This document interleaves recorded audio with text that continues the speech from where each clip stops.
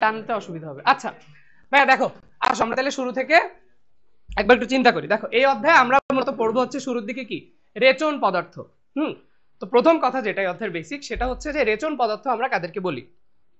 সবসময় মনে রাখবা যাদের মধ্যে নাইট্রোজেন জাতীয় পদার্থ আছে বা নাইট্রোজেন জাতীয় পদার্থকে বলা হয় রেচন পদার্থ। এরকম কি কি আছে?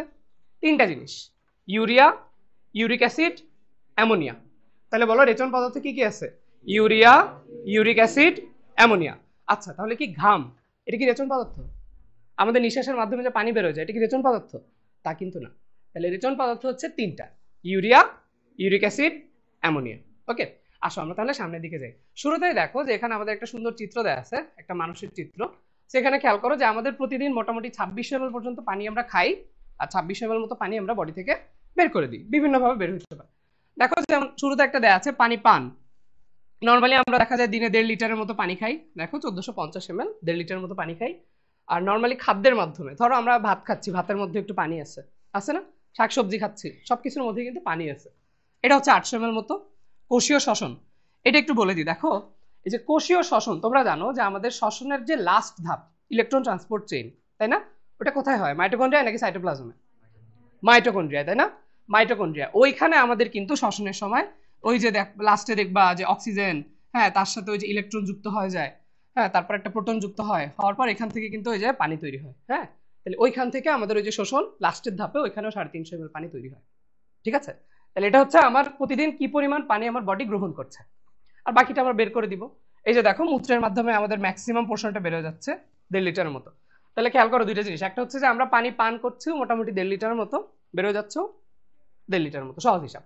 আচ্ছা এটা তোমরা পড়েছো নাকি? ফুসফুস থেকে আমরা এই যে 400 থেকে 600 ml মতো বের হয়, আমরা শ্বসন পড়ার সময় পড়ছি। তারপরে দেখো যে ঘামের মাধ্যমে 600 ml বের হয়। যদি কেউ বিরহে কান্নাকাটি করো সামান্য, হ্যাঁ, প্রতিদিন তো আর সবাই কান্নাকাটি করে না। আচ্ছা, আর এই হাগুর মাধ্যমে হচ্ছে গিয়ে 100 ml মতো পানি বের হয়ে যায়। ঠিক আছে ভাই, আমাদের এই হাগু কিন্তু অনেক গুরুত্বপূর্ণ জিনিস, বুঝছো? এটা উল্টাপাল্টা হইলে জীবনে অনেক সমস্যা। আসলে দেখো যে আমরা শুরুতেই যে রেচন পদার্থের কথা বলে আসছি, সেটা হচ্ছে যে নাইট্রোজেন ঘটিত বজ্র পদার্থ হলে তখন আমরা তাকে বলবো রেচন পদার্থ। তাহলে রেচন পদার্থ তিনটা কি কি ছিল বলো? Urea, uric acid, ammonia. Okay, আসো আমরা তাহলে সামনের দিকে যাই। ওকে ভাইয়া, তাহলে আমরা মোট পানি গ্রহণ করলাম কত ml? 2600 ml, এবং পানি বের হয়ে গেল 2600 ml। ওকে, আসো সামনের দিকে যাই। ওকে দেখো এখানে আমাদের তিন ধরনের প্রাণীদের নাম একটু পড়তে হবে। দেখো ইউরিওটেলিক, ইউরিকোটেলিক, আর একটা হচ্ছে অ্যামোটেলিক।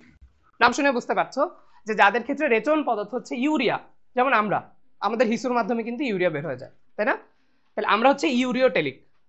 কিন্তু যারা আছে ওই ধরো বৈশাখীর মতো, যারা হচ্ছে তোমার মনে করো ঘাসফড়িং, হ্যাঁ, মানে পতঙ্গ বা আর্থ্রোপোডা পর্বের প্রাণী, তারা কিন্তু ইউরিক অ্যাসিড বের করে দেয়। তোমরা ঘাসফড়িং পড়ার সময় পড়ছো ইউরিক অ্যাসিড এরকম দানা দানা মল টাইপের আর কি ওদের, যেটা বের হয়ে যায় ইউরিক অ্যাসিড। আর কিছু কিছু যেমন রুই মাছ, রুই মাছের ক্ষেত্রে আমরা জানি হচ্ছে অ্যামোনিয়া হচ্ছে রেচন পদার্থ হিসেবে বের হয়ে যায়। তাহলে আমাদের নামগুলোকে মনে রাখতে হবে। দেখো ইউরিওটেলিক হচ্ছে মানুষ এবং কিছু সামুদ্রিক প্রাণী।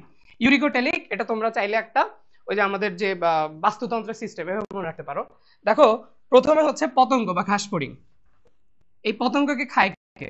টিকটিকি, টিকটিকি আবার খায় কে? সাপ, সাপকে আবার খায় কে? পাখি।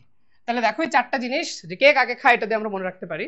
তাহলে ইউরিকোটেলিক বা ইউরিক অ্যাসিড যাদের প্রধান রেচন পদার্থ হিসেবে বেরোয় যাচ্ছে বডি থেকে, তাহলে দেখো প্রথমে হচ্ছে গিয়ে পতঙ্গ বা আর্থ্রোপোডা, ঘাসফড়িং, সব একবারই কিন্তু পড়ে ফেলবা। ওকে, দেন পতঙ্গকে খাচ্ছে হচ্ছে টিকটিকি, টিকটিকি খাচ্ছে সাপ, সাপকে খাচ্ছে কে? পাখি। ওকে, পাখিকে আবার আমরা খাচ্ছি, কিন্তু আমরা কি ইউরিকোটেলিক? আমরা কি ইউরিওটেলিক। তাহলে আমাদের রেচন পদার্থ কি? প্রথম ইউরিয়া। আমাদের প্রধান রেচন পদার্থ কি? ইউরিয়া। ইউরিয়া তৈরি হয় কোথায়? কিডনিতে নাকি যকৃতে? আচ্ছা থাক, তাহলে আমরা এটা পরে পড়বো। আচ্ছা এরপর দেখো অ্যামোনোটেলিক, এই যে অ্যামোনিয়া প্রধান রেচন পদার্থ হিসেবে বের হয়। এটার ক্ষেত্রে দেখো এই যে হাইড্রা, কেঁচো এবং কিছু মাছ। হ্যাঁ, মাছের কথা তো বললাম, রুই মাছ আর হাইড্রা, একটু মনে রাখবা। ওকে ঠিক আছে, তাহলে আমরা এখানে তিন ধরনের পদার্থ জানলাম, ইউরিওটেলিক, ইউরিকোটেলিক এবং অ্যামোনোটেলিক। আচ্ছা তারপরে দেখো কিছু পিত্তরঞ্জক, ঘাম, কার্বন ডাইঅক্সাইড ইত্যাদি আছে, কিন্তু এরা কি রেচন পদার্থ বলো তো? এরা কিন্তু রেচন পদার্থ না। ওকে ভাই, এই যে আমাদের হাগু হলুদ হয়, এটা কিন্তু বিলিরুবিনের জন্য। সবার কি হলুদ হয় না? হওয়ার তো কথা, হলুদ না হইলেও কিন্তু সমস্যা, এগুলো দেখবা মেডিকেলে যাওয়ার পর ইনশাল্লাহ। তো এখানে দেখো আমাদের যখন আরবিসিটা ভেঙে যায় স্প্লিনে বা যকৃতে, তখন কিন্তু এই যে আমাদের বিলিরুবিন, বিলিভার্ডিন ইত্যাদিতে পরিণত হয় না। বিলিরুবিনের কালার কি? হলুদ, এবং এটার জন্য হচ্ছে মলের কালারও হয় হলুদ, আর বিলিভার্ডিনের কালার কেমন? সবুজ। বিলিভার্ডিনের কালার হচ্ছে সবুজ। আচ্ছা আসুন তাহলে সামনের দিকে যাই। এবার দেখো যেখানে আমাদের রেচনতন্ত্র, আমরা একবার একটু চিত্রটা দেখতে চাই। এখানে দেখো, আসো আমরা এই চিত্রটা দেখে আরো ভালো মতো বুঝতে পারবো। ওকে ভাইয়া এখানে খেয়াল করো, এখানে আমাদের মোটামুটি রেচনতন্ত্রের চিত্রটা সুন্দর করে আঁকা আছে, আমরা একবার একটু বুঝে বুঝে পড়ি। একটু নিচে বাবা। ওকে আসো দেখো, খেয়াল করো, আমি যদি এইভাবে দাঁড়াই তাহলে এটা হচ্ছে আমার ডান বৃক্ষ, এটা হচ্ছে বাম বৃক্ষ, তাই না? সেটা কোন লেভেলে থাকে একটু চিন্তা করে দেখছো? এই যে ডান বৃক্ষটা একটু এর উপরে থেকে, আমি তো অত সুন্দর কাটতে পারি না, বাট ওই লিভারটা এই ডান খণ্ডের উপরে থাকে, যার জন্য আমাদের ডান বৃক্ষটা কিন্তু একটু নিচে। তুমি যখন মেডিকেলে গিয়ে দেখবা যে অ্যানাটমিতে কিডনির ভিসাটা ধরা লাগে, তখন একটা হাত একটু উপরে দেওয়া লাগে, একটা হাত একটু নিচে দেওয়া লাগে, হ্যাঁ, যাতে ওই লেভেলটা আর কি ঠিক থাকে, অ্যানাটমিক্যাল পজিশন যেটাকে বলে। ওকে তাহলে দেখো এটা হচ্ছে আমার ডান বৃক্ষ, তাহলে একটু নিচে হচ্ছে ডান বৃক্ষ, কারণ উপরে আমার যকৃৎ আছে। ওকে এরপরে দেখো এই যে বৃক্ষের মাথার উপরে একটা গ্রন্থি বসে আছে, এরকম দেখা যাচ্ছে, এই যে সবুজ কালারের, এটার নাম কি? অ্যাড্রেনাল গ্রন্থি। কি নাম? অ্যাড্রেনাল গ্রন্থি। অ্যাড্রেনাল গ্রন্থি তোমরা অনেক হরমোনের নাম পড়েছো, যেমন হচ্ছে গ্লুকোকর্টিকয়েড, হ্যাঁ, মিনারেলোকর্টিকয়েড, গোনাডোকর্টিকয়েড, এরকম অনেক হরমোন আছে। যেমন ওই যে অ্যালডোস্টেরনের নাম শুনছো না তোমরা? শুনছো অ্যালডোস্টেরন? এটা কিন্তু অ্যাড্রেনাল গ্রন্থি থেকে আসে। কিন্তু খুব গুরুত্বপূর্ণ একটা পার্ট, সেটা হচ্ছে যে অ্যাড্রেনাল গ্রন্থি কিন্তু আমাদের রেচনতন্ত্রের অংশ না। এটা আমাদের রেচনতন্ত্রের অংশ না, সবসময় মনে রাখবা যে অ্যাড্রেনাল গ্রন্থি কিন্তু রেচনতন্ত্রের অংশ না, এটা কিন্তু আমাদের হরমোন তন্ত্রের মধ্যে বা ওটার মধ্যে পড়ে আর কি। এটা আমাদের কিডনির কথা। এবার দেখো যে আমাদের এই কিডনির মধ্যে অনেক স্ট্রাকচার আছে, আমরা বাইরে থেকে আরো দেখবো। একটা জিনিস একটু বলি, দেখো যে এটা ভেতরের দিক থেকে হচ্ছে অবতল, তাই না? এটা এমনি কমন কথাবার্তা আর কি। সেখান থেকে একটু খেয়াল করো, এই যে আমাদের জিনিসটা বের হয়ে যাচ্ছে নিচের দিকে, এটাকে কি বলে? ইউরেটার। এটাকে কি বলে? ইউরেটার, হ্যাঁ। এবং ইউরেটারটা গিয়ে দেখো এখানে এই যে মূত্রথলির মধ্যে আস্তে আস্তে মূত্র জমা করছে। ওকে আমরা আরো ভেতরে স্ট্রাকচার দেখবো ইনশাল্লাহ। তো এখানে দেখো লাল কালারের যেটা আঁকা হয় সবসময় মনে রাখবা, লাল কালার দিয়ে আমরা আঁকি হচ্ছে ধমনী, এবং নীল কালার দিয়ে আঁকি হচ্ছে শিরা। ওকে তো এই যে রেনাল শিরা যেটা এখান থেকে বের হয়ে যাচ্ছে, মনে রাখবা এটা হচ্ছে আমাদের দেহের সবচেয়ে বড় শিরা, সবচেয়ে বড় বা বৃহত্তম শিরা হচ্ছে রেনাল শিরা। মনে থাকবে? তোমরা আসছো, ভেরি গুড। ওকে ঠিক আছে, তাহলে এখান থেকে আমরা জাস্ট এই কথাগুলো জানলাম, বেশি কিছু আমাদের এখান দিয়ে লাগবে না। তো ইউরেটার দেখো, জিজ্ঞেস করে ইউরেটার কতগুলো থাকে? ইউরেটার কিন্তু এক জোড়া, খুব ইন্টারেস্টিং একটা জিনিস আছে, সেটা হচ্ছে আমাদের মূত্রথলির আয়তন এবং আমাদের আয়তন সমান, জানো কত? জানো 1500 সিসি, হ্যাঁ 1500 দেখছি, তাহলে কত একটা ইন্টারেস্টিং ব্যাপার। তো আমাদের মূত্রথলির মধ্যে এক রকমের পেশি থাকে, তার নাম হচ্ছে ডেট্রুসর। কি নাম বলো? ডেট্রুসর। এই ডেট্রুসরের জন্য আমরা অনেক সময় চেপে রাখতে পারি, হ্যাঁ। তো দেখবা নর্মালি যে মেয়েদের কিন্তু এই ডেট্রুসার পেশির উপর কন্ট্রোল, দেখা যায় কি আমরা 10-12 ঘন্টা যখন ছেলেরা ট্রেন জার্নি করি, বাস জার্নি করি, আমরা দেখা যায় একটু পরপরই কিন্তু হিসু করতে বাস থেকে নেমে যাই। মেয়েরা কি নামে? খুব কম নামে দেখবা। আমাদের মা দাদি, ইভেন যারা বয়স্ক হয়ে যায়, বয়স্ক মানুষজনে দেখবা যে লাইক নানা দাদারা কিন্তু অনেকবার মানে বিছনা হিসু করে দেয়, কিন্তু দাদি বা নানি এনাতে দেখবা কন্ট্রোল অনেক বেশি। ঠিক আছে, এটা হচ্ছে ডেট্রুসার পেশির কথা বললাম। এই যে দেখো ডেট্রুসার পেশি আছে, এবং লাস্টে হচ্ছে মূত্রনালী বা ইউরেথ্রা, এখান থেকে আমাদের মূত্র বের হয়ে যায়। আচ্ছা তাহলে আমরা বেসিক চিত্রটা একবার একটু বুঝে আসলাম। এবার আসো আমরা এখান থেকে যেগুলো দাগানো লাইন আছে এগুলো একটু পড়ি।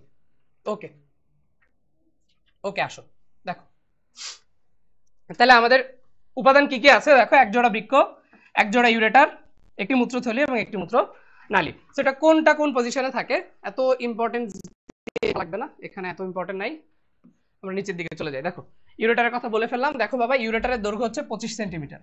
তো তোমরা আমাদের বডির আর কি কি আছে 25 সেন্টিমিটার, যেমন আমাদের পাকস্থলীর দৈর্ঘ্য 25 সেন্টিমিটার, ডিওডেনামের দৈর্ঘ্য 25 সেন্টিমিটার, হ্যাঁ। আর এই যে আমাদের ইউরেটারের দৈর্ঘ্য কিন্তু 25 সেন্টিমিটার, একটু চাইলে মনে রাখতে পারো, এগুলো তেমন পরীক্ষা আসে না। আচ্ছা এবার মূত্রথলিতে এই যে আমাদের ডেট্রুসর নাম পেশি আছে বলে ফেললাম, এবং দেখো এখানে 700 থেকে 750 ml পর্যন্ত মূত্র ধারণ করতে পারে, কিন্তু 280 থেকে 320 ml হলে তখন আর কি ইচ্ছা জাগে যে আমি চাই মূত্র ত্যাগ করতে। এই আচ্ছা এবার দেখো ইউরেথ্রা বা এই যে মূত্রনালী, হ্যাঁ, এই জিনিসটার একটু দৈর্ঘ্য দেখবা। দেখো নরমালি কি হয় যে এটা পুরুষের ক্ষেত্রে এটা একটু লম্বা থাকে, কারণ পুরুষের ক্ষেত্রে একটা এক্সট্রা অর্গান থাকে যেটা মেয়েদের ক্ষেত্রে নাই, আছে নাই। এটার জন্য কি হয়, এটার জন্য কিন্তু দেখো কয়েক সেন্টিমিটার এক্সট্রা, পুরুষের ক্ষেত্রে নালীটা একটু লম্বা 18 থেকে 19 সেন্টিমিটার, আর মেয়েদের ক্ষেত্রে হচ্ছে 3.5 থেকে 4।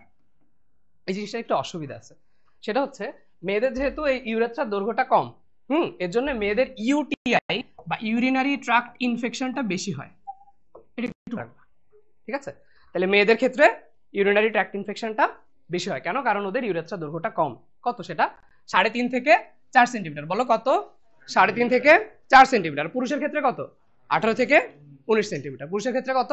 18 থেকে 19 সেন্টিমিটার। আচ্ছা, তাহলে নিচে কোন বৃক্কটা, ডান না বাম? ডান, নিচে ডান। আচ্ছা ঠিক আছে, এবার আসো আমরা বৃক্কের মধ্যে যাই যে আমাদের বৃক্কের কি কি বৈশিষ্ট্য পড়তে হবে। তো বৃক্কের ক্ষেত্রে দেখো যে আমাদের বৃক্কের দৈর্ঘ্য হচ্ছে 12 সেন্টিমিটার। তাহলে ওই সেম ভাবে 12 সেন্টিমিটার দৈর্ঘ্যের আর কি কি আছে? রিফা পারবা?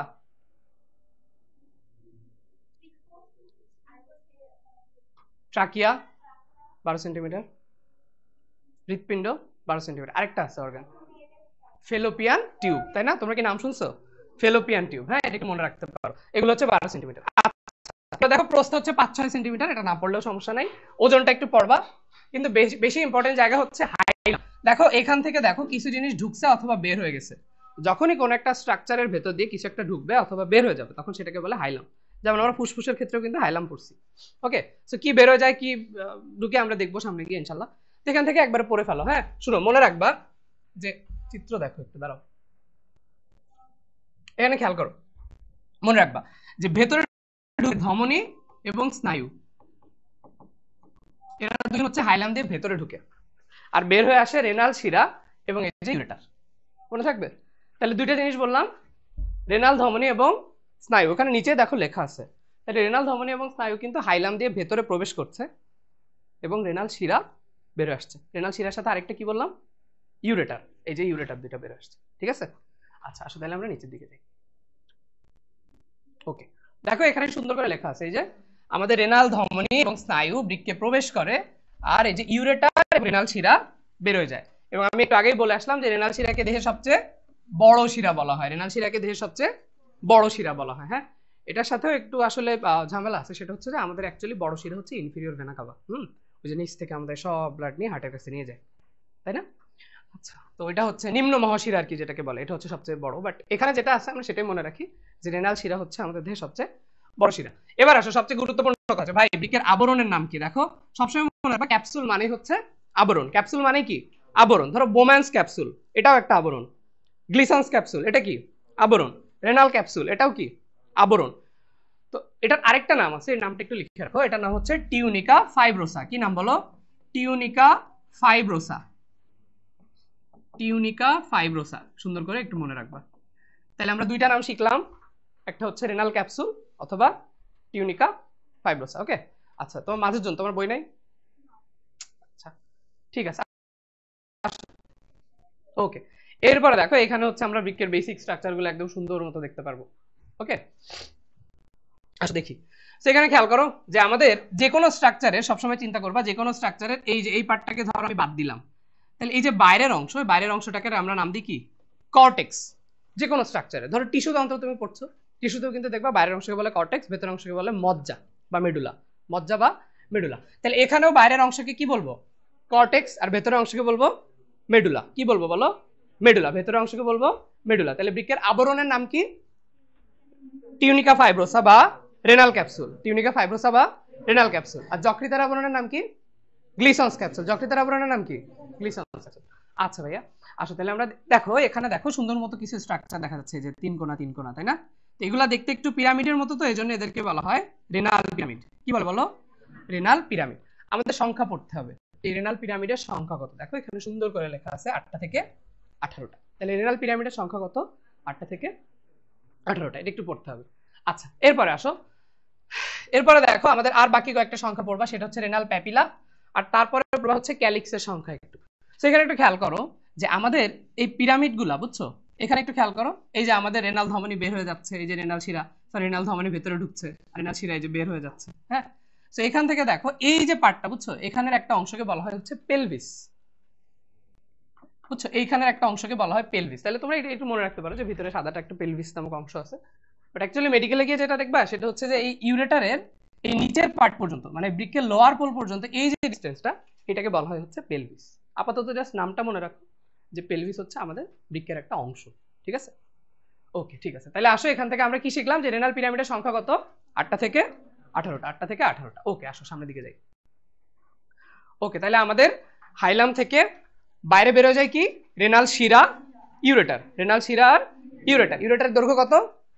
25 সেন্টিমিটার। ইউরেটারের দৈর্ঘ্য কত? 25 সেন্টিমিটার। আর বৃক্কের দৈর্ঘ্য কত? 12 সেন্টিমিটার। থ্যাংক ইউ ভাইয়া। আসো দেখো, এরপর এখান থেকে আমরা এই যে দেখো মেজর ক্যালিক্স আর মাইনর ক্যালিক্স, হ্যাঁ দুইটা নাম জাস্ট মনে রাখবা। সো ওইখান থেকে আসলে কি ওই বড় বড় কিছু ধরো ব্লাড ভেসেল যেগুলোকে বলে বা কৈশিক জালিকা, এগুলো মিলে যেগুলো ছোট তারা মিলে মাইনর ক্যালিক্স তৈরি করে, সংখ্যা পড়বো 8টা থেকে 14টা। আর তারা আর বড় হয়ে মেজর ক্যালিক্স তৈরি করে, নাম হচ্ছে এই যে 2টা থেকে 3টা। জাস্ট সংখ্যাটা জেনে রাখলাম। এই সেখানে একটু খেয়াল করো যে আমাদের এই যে নেফ্রন এটা আসলে থাকে কোথায়। ধরো এই যে দেখো সুন্দর করে একটা চিত্রের মধ্যে কিন্তু দেয়া আছে যে নেফ্রন গুলো আসলে থাকে কোথায়। এগুলো হচ্ছে সেই রেনাল পিরামিড। আর দেখো এই হচ্ছে আমাদের নেফ্রন, দেখছো? তাহলে এই জায়গাটাতে কিন্তু নেফ্রন থাকে। তাহলে নর্মালি কি হয়, ধরো ব্লাড আসার পরে এই নেফ্রনের মধ্যে আসলো, এই যে গ্লোমেরুলাসের মধ্যে আস্তে আস্তে আস্তে আস্তে কিন্তু এই যে এখানে যে সংগ্রাহী নালিকা, এই সংগ্রাহী নালী দিয়ে ব্লাড গুলা নর্মালি এখানে এসে জমা। এরপর যতটুকু তোমরা জানো প্রত্যেক মিনিট হচ্ছে আমাদের 1 ml করে মূত্র তৈরি হয়। দেন এই মূত্রগুলো আসে ইউরেটার থেকে বাইরে বাইরে বের হয়ে যাবে। বুঝতে পারছো? তাহলে একটু চিত্রটা একটু মাথার মধ্যে রাখো যে আমরা এই যে নেফ্রনটা পড়ি, নেফ্রনটা আসলে থাকে কোথায়। নেফ্রন থাকে কিন্তু এই যে দেখছো একদম সুপারফিশিয়ালি বাইরের দিকে থাকে আর কি। হ্যাঁ, এই যে আমাদের পিরামিডের উপরের দিকে থাকে। একটু চিত্রটা জাস্ট মাথার মধ্যে রাখো। আচ্ছা আসো, এরপর আমরা বৃক্কের কাজ পড়বো। যদি আমাদের এটা সৃজনশীলের জন্য লাগতো তাহলে খুব ইম্পর্টেন্ট প্রশ্ন হতো, আশা করি লাগবে না। তো আমরা এখান থেকে জাস্ট মেইন কথাগুলো একটু দেখবো। খেয়াল করো, এই যে দেখো এই যে অম্লক্ষারের সমতা বজায় রাখা, হ্যাঁ, বা পিএইচ নিয়ন্ত্রণ করা, এটা একবার মেডিকেল আসছিল, সেটা একটু খেয়াল রাখবা। তারপরে দেখো হরমোন তৈরি করা, এনজাইম ক্ষরণ করা, এই সংখ্যাগুলো একটু পড়তে হবে ভাইয়া। আমি যদি বলি RENNIN, এই রেনিনটা আমরা কোন অধ্যায়ে পড়ছি বলো তো? এটা কিন্তু পরিপাক অধ্যায়ে পড়ছি, তাই না? কিন্তু এখানে আমরা যে রেনিনটা পড়বো দেখো এখানে কিন্তু একটা এন, খেয়াল করছো? তাহলে এই রেনিন এনজাইমটা বৃক্কক্ষরণ করে, হ্যাঁ। আর ডাবল এন যেটা, এটা হচ্ছে ওই যে আমাদের পাকস্থলী ক্ষরণ করে দুগ্ধ জাতীয় খাবার হজম করার জন্য। ওকে, আচ্ছা এবার দেখো হরমোনের মধ্যে এই যে বৃক্ক এরিথ্রোপয়েটিন ক্ষরণ করে, এটা তোমরা কঙ্কালের অধ্যায়েও পড়েছো, তাই না? যে এরিথ্রোপয়েটিন যেটা করে আরবিসি তৈরিতে সাহায্য করে। ওকে, এই যে এরিথ্রোপয়েটিন কি করে? এরিথ্রোসাইট বা আরবিসি তৈরিতে উদ্দীপনা যোগায়। আচ্ছা এবার দেখো গ্লুকোনিওজেনেসিস, তোমরা পড়েছো। গ্লুকোনিওজেনেসিস মানে হচ্ছে যে অশর্করা জাতীয় পদার্থ থেকে গ্লুকোজ তৈরি করা। তো আমরা যখন এই যে এখন ধরো রোজা আছি সবাই, তাই না? সো আমরা যারা রোজা আছি আমরা তো এখন শর্করা খাচ্ছি না, এখন তো আর খাচ্ছি না। সো না খাইলে কি হয়, এই যে তোমার বডি এই যে বৃক্কের মাধ্যমে অন্যান্য পদার্থ থেকে যেমন প্রোটিন এবং লিপিড থেকে সে আস্তে আস্তে গ্লুকোজ তৈরি করে। এবং এই সময় দেখো কত পার্সেন্ট সাপ্লাই করে? 20%। এটা একটু মনে রাখবা, কত পার্সেন্ট? 20%। হ্যাঁ, 20% গ্লুকোজ সরবরাহ করতে পারে। তাহলে এখান থেকে 3টা প্রশ্ন আমি তোমার কাছে জানতে চাই। যদি বলে যে বৃক্ক কোন এনজাইম ক্ষরণ করে? রেনিন। কোন এনজাইম? রেনিন। হরমোনের কথা বলে একটা অন্তত মনে রাখো, এরিথ্রোপয়েটিন। তাহলে বৃক্ক কোন হরমোন ক্ষরণ করে? এরিথ্রোপয়েটিন। কোন এনজাইম ক্ষরণ করে? রেনিন। আচ্ছা, 2টা এন থাকলে এটা কি বৃক্ক থেকে আসবে? না, বৃক্ক থেকে কিন্তু একটা এন, খেয়াল রাখবে। আচ্ছা, গ্লুকোনিওজেনেসিসে কত পার্সেন্ট গ্লুকোজ সরবরাহ করে? 20%। ওকে, ঠিক আছে, আসো। ওকে, আর এই দেখো যে ভিটামিন ডি, এটা হাড় মজবুত করতে সাহায্য করে। হাবিজাবি জিনিসগুলো একটু পড়লাম, এই পড়লেই শেষ, এখান থেকে আর কিছু লাগবে না। এবার আসো, এবার আমরা হচ্ছে নেফ্রন পড়বো। হ্যাঁ, একটা নেফ্রনের ক্ষেত্রে দেখো যে এখানে যদি বলে প্রত্যেক বৃক্কে 10 লাখ থেকে 12 লাখ থাকে, কিন্তু যদি বলে মানব দেহে নেফ্রনের সংখ্যা কত, তখন বলবা 20 থেকে 24 লাখ। মানব দেহ বললে 20 থেকে 24 লাখ। ওকে, এটা একটু খেয়াল রাখো। আচ্ছা এবার আসো যে এখান থেকে খেয়াল করো যে আমাদের বৃক্কের মাধ্যমে প্রতি মিনিট 125 ঘনসেমি পরিশ্রুত হয়, কিন্তু আবার পুনঃশোষিত হয়ে যায়, কিন্তু মাত্র মূত্র তৈরি হয় হচ্ছে 1 ঘনসেমি। আমরা সামনে গিয়ে চিত্রের মাধ্যমে এগুলো আরো ভালো মতো দেখবো আর কি, আশা করি। আচ্ছা এবার আসো যে আমরা নেফ্রনকে মোটামুটি 2টা পার্টে ভাগ করতে। দেখো একটা হচ্ছে রেনাল কর্পাসল এবং আরেকটা হচ্ছে রেনাল টিউবিউলস। সো কর্পাসলের মধ্যে 2টা জিনিস, বোম্যান্স ক্যাপসুল, গ্লোমেরুলাস। হ্যাঁ, আচ্ছা আমরা চিত্র দেখি, এত হবে যাবি না বলে চিত্র দেখি, চিত্র দেখলে আমরা আরো ভালো বুঝতে পারবো। আসো আমরা নরমালি একবার একটু আঁকি। ওকে, সো খেয়াল করো, মনে করো এখান দিয়ে হচ্ছে আমাদের ওই যে গ্লোমেরুলাসটা, হ্যাঁ, এবং দেখো গ্লোমেরুলাসটাকে চারদিক দিয়ে এরকম সুন্দর করে ঘিরে রাখে যে জিনিসটা, তার নাম হচ্ছে বোম্যান্স ক্যাপসুল। কি নাম বলো? Bowman's capsule. ওকে, সো খেয়াল করে দেখো এই গ্লোমেরুলাসের মধ্যে দেখো এখান দিয়ে ব্লাডটা প্রবেশ করছে, বুঝছো? সেই জন্য এটাকে বলা হয় অ্যাফারেন্ট, এবং যে জায়গাটা দিয়ে আসলে এটাকে বলে ইফারেন্ট। এটুকু লিখলাম। এখন খেয়াল করলে দেখবা যে অ্যাফারেন্টের যে ব্যাস, ইফারেন্টের ব্যাসের মধ্যে পার্থক্য আছে। পার্থক্যটা কি? ইফারেন্টটা হচ্ছে ছোট, তার মানে যেই বেগে আসলে রক্ত প্রবেশ করছে ওই বেগে কিন্তু বেড়ে যেতে পারছে না। সো না যাওয়ার কারণে কিন্তু এর মধ্যে সবসময় একটা উচ্চ রক্তচাপ থাকে। হ্যাঁ, এবং এই উচ্চ রক্তচাপ থাকার আসলে সুবিধা কি? সুবিধা হচ্ছে যখনই এখানে সে চাপ খাবে, চিন্তা করে দেখো, ধরো এই রুমের মধ্যে কোটি কোটি হাজার হাজার মানুষ আমি ঢুকাই দিলাম, তাহলে কি হবে? কিছু মানুষ কিন্তু জানালা ভেঙে বাইরে বেরো যাবে, দরজা ভেঙে বেরো যাবে, যাবে না? যাবে তো, আর কিছু চ্যাপ্টা হয়ে নিচে পড়ে যাবে। তো এখানে যখন চাপটা অনেক কিছু কিছু পদার্থ এর ভেতর থেকে অটোমেটিক্যালি এর মধ্যে চলে আসে বা বোমাস ক্যাপসুলের মধ্যে চলে আসে, হ্যাঁ, তখনই কিন্তু আমাদের এখান থেকে আস্তে আস্তে ওই যে মূত্রটা তৈরি হয়। সেখানে যে পদার্থই আসুক, দুইটা জিনিস কখনোই আসে না। কি বললাম? দুইটা জিনিস কখনোই আসে না। কি কি জানো? একটা নাম হচ্ছে প্রোটিন। কি নাম বলো? প্রোটিন। আরেকটা হচ্ছে রক্তকণিকা। প্রোটিন আর রক্তকণিকা সবসময় মনে রাখবা, এদের দুইজন আকার একটু বড়, হ্যাঁ, ওরা অনেক মোটা, তো এই মোটা হওয়ার কারণে এখান দিয়ে আসলে ওরা বেরোতে পারে না। ঠিক আছে, এই আর কি। আচ্ছা, আসো আমরা তাহলে আবার চিত্রের দিকে একটু যাই। তাহলে এখানে খেয়াল করো, এই যে আমাদের সেই গ্লোমেরুলাস এবং এই হচ্ছে বোমাস ক্যাপসুল। ওকে, সো এখান থেকে আমরা যদি আরেকটু নিচের দিকে টানি জিনিসটাকে, তাহলে দেখবা যে এখানে প্রথমে হচ্ছে এরকম একটা প্যাচানো নালিকা থাকে, যাকে বলে নিকটবর্তী প্যাচানো নালিকা। ভাইয়া কিছু হয়েছে কেন? 12টা বেজে গেছে? 12টা এক্সাম কয়জনের? তোমার একার? যাবা? থাকো আর কিছুক্ষণ, আধা ঘন্টা লাগবে। আচ্ছা যাও।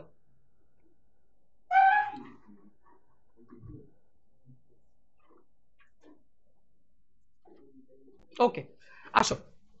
সেখানে খেয়াল করো, এই যে নিকটবর্তী প্যাচানো নালিকা, হ্যাঁ, তারপরে এখানে দেখবা এই যে হেনলি লুপ, তারপরে হচ্ছে দূরবর্তী প্যাচানো নালিকা এরকম, দেন হচ্ছে আমাদের সংগ্রাহী নালিকা। ওকে, এই হচ্ছে আমাদের বেসিক চিত্র। আসো আমরা এখান থেকে একবার দেখি। ওকে, তাহলে এটা হচ্ছে আমাদের সেই নিকটবর্তী আস্তে, এই যে এটা হচ্ছে আমাদের নিকটবর্তী প্যাচানো নালিকা, এই হচ্ছে হেনলি লুপ, এই হচ্ছে দূরবর্তী প্যাচানো নালিকা, এবং এটা হচ্ছে সংগ্রাহী নালিকা।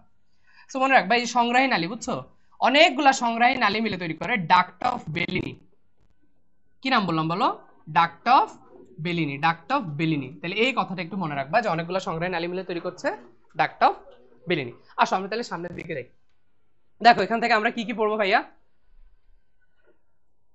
ওকে ভাইয়া, এই বোম্যান্স ক্যাপসুলের কয়েকটা জিনিস একটু জানা লাগবে। দেখো তো এই যে নিচের দিকে দেখতে পাচ্ছ, নিচের দিকে এটা বোঝা যাচ্ছে? ক্যাপসুলের দুইটা স্তর আছে। দেখো, যে স্তরটা ভিতরের দিকে থাকে তাকে বলে ভিসেরাল, আর যেটা বাইরের দিকে থাকে তাকে বলে প্যারাইটাল। তোমরা প্লুরার ক্ষেত্রেও পড়ছো না দুইটা স্তর, ভিসেরাল আর প্যারাইটাল? সেখানে দেখো দুইটা জায়গায় দুইটা কোষ আছে। দেখো বাইরের দিকে দেখো এই যে সুন্দর সুন্দর এই যে মাছের আইসের মতো কিছু লম্বা লম্বা কোষ, বুঝছো, এদেরকে বলে হচ্ছে আইসাকার এপিথেলিয়াম বা স্কোয়ামাস এপিথেলিয়াম। আইসাকার এপিথেলিয়াম বা স্কোয়ামাস এপিথেলিয়াম। স্কোয়ামাস এপিথেলিয়াম থাকার সুবিধা কি ভাইয়া? সুবিধা হচ্ছে যে কোনো জিনিস সহজেই এখান দিয়ে পাস করতে পারে, ব্যাপন হইতে পারে। তোমরা খেয়াল করলে দেখবা আমাদের অ্যালভিওলাসের মধ্যে কি এপিথেলিয়াম মনে আছে? ওইটাও কিন্তু সিম্পল স্কোয়ামাস এপিথেলিয়াম। পড়ছো না? আইসাকার এপিথেলিয়াম। কেন সৃষ্টিকর্তা এখানে আমাদের আইসাকার এপিথেলিয়াম দিল? যাতে আমরা যে অক্সিজেন এবং কার্বন ডাইঅক্সাইডটা ওর মধ্যে এক্সচেঞ্জ করতে পারি ব্যাপন প্রক্রিয়ার মাধ্যমে। তাহলে দেখবা যেখানেই ব্যাপন প্রক্রিয়া হয় সেখানেই দেখবা আইসাকার এপিথেলিয়াম থাকে। তাহলে ব্যাপন প্রক্রিয়া হলে কি এপিথেলিয়াম? আইসাকার এপিথেলিয়াম। আর ভেতরের দিকে দেখো এই যে সুন্দর সুন্দর কিছু এরকম কার্টুনের মতো দেখা যাচ্ছে, হ্যাঁ, এই যে সুন্দর সুন্দর পা আছে, এদেরকে বলা হচ্ছে পোডোসাইট। কি বলে? পোডোসাইট। হ্যাঁ, তাহলে মনে রাখবা ভিসেরাল স্তরে পোডোসাইট আর প্যারাইটাল স্তরে থাকে আইসাকার বা স্কোয়ামাস এপিথেলিয়াম। ওকে, তাহলে এই চিত্রটা কিন্তু খুব খুব খুব গুরুত্বপূর্ণ ভাইয়া, ভালো মতো মনে রাখবা। আর এখানে খেয়াল করো এই যে অ্যাফারেন্টটা দেখছো মোটা, ইফারেন্টটা হচ্ছে চিকনা, মোটু আর পাতলু। ওকে, এই আসো আমরা তাহলে আবার একটু দেখি যে এখান থেকে আমাদের আসলে কি কি পড়তে হবে। ওকে, এই যে বোম্যান্স ক্যাপসুল পড়লাম আমরা, বাইরের প্রাচীরকে বলে প্যারাইটাল আর ভেতরেরটাকে বলে হচ্ছে ভিসেরাল। ভিসেরাল স্তরে কি থাকে? দেখো ভিসেরাল স্তরে থাকে পোডোসাইট। এটা কিন্তু মেডিকেল কোশ্চেন। এখানে দেখবো সবুজ কালার দিয়ে যেগুলো মার্ক করা, এগুলো হচ্ছে পাস্ট কোশ্চেন আর কি, যেগুলো পরীক্ষা আসছে।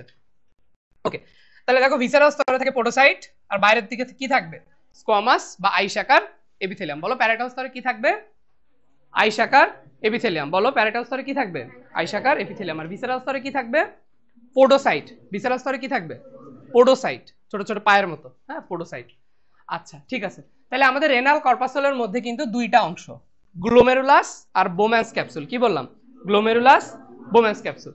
জিজ্ঞেস করতে পারে ভাইয়া গ্লোমেরুলাসের মধ্যে আপনি যে কৈশিক জালিকা আঁকলেন এটার মধ্যে আসলে কয়টা আছে? মনে রাখবা 50 থেকে 60টা। কয়টা? 50 থেকে 60টা। হ্যাঁ, খুব গুরুত্বপূর্ণ ভাইয়া। তাহলে খেয়াল করো এখানে কৈশিক জালিকা কয়টা? 50 থেকে 60টা। ওকে, আসো আসো সামনের দিকে যাই, সামনের দিকে যাই। ওকে ভাইয়া, আচ্ছা এখানে একটু খেয়াল করতে হবে, সেটা হচ্ছে যে আমাদের এই যে নিকটবর্তী প্যাচানো নালিকা, আমি এখানে খুব বিশ্রী একটা চিত্র আঁকছিলাম, বুঝছো?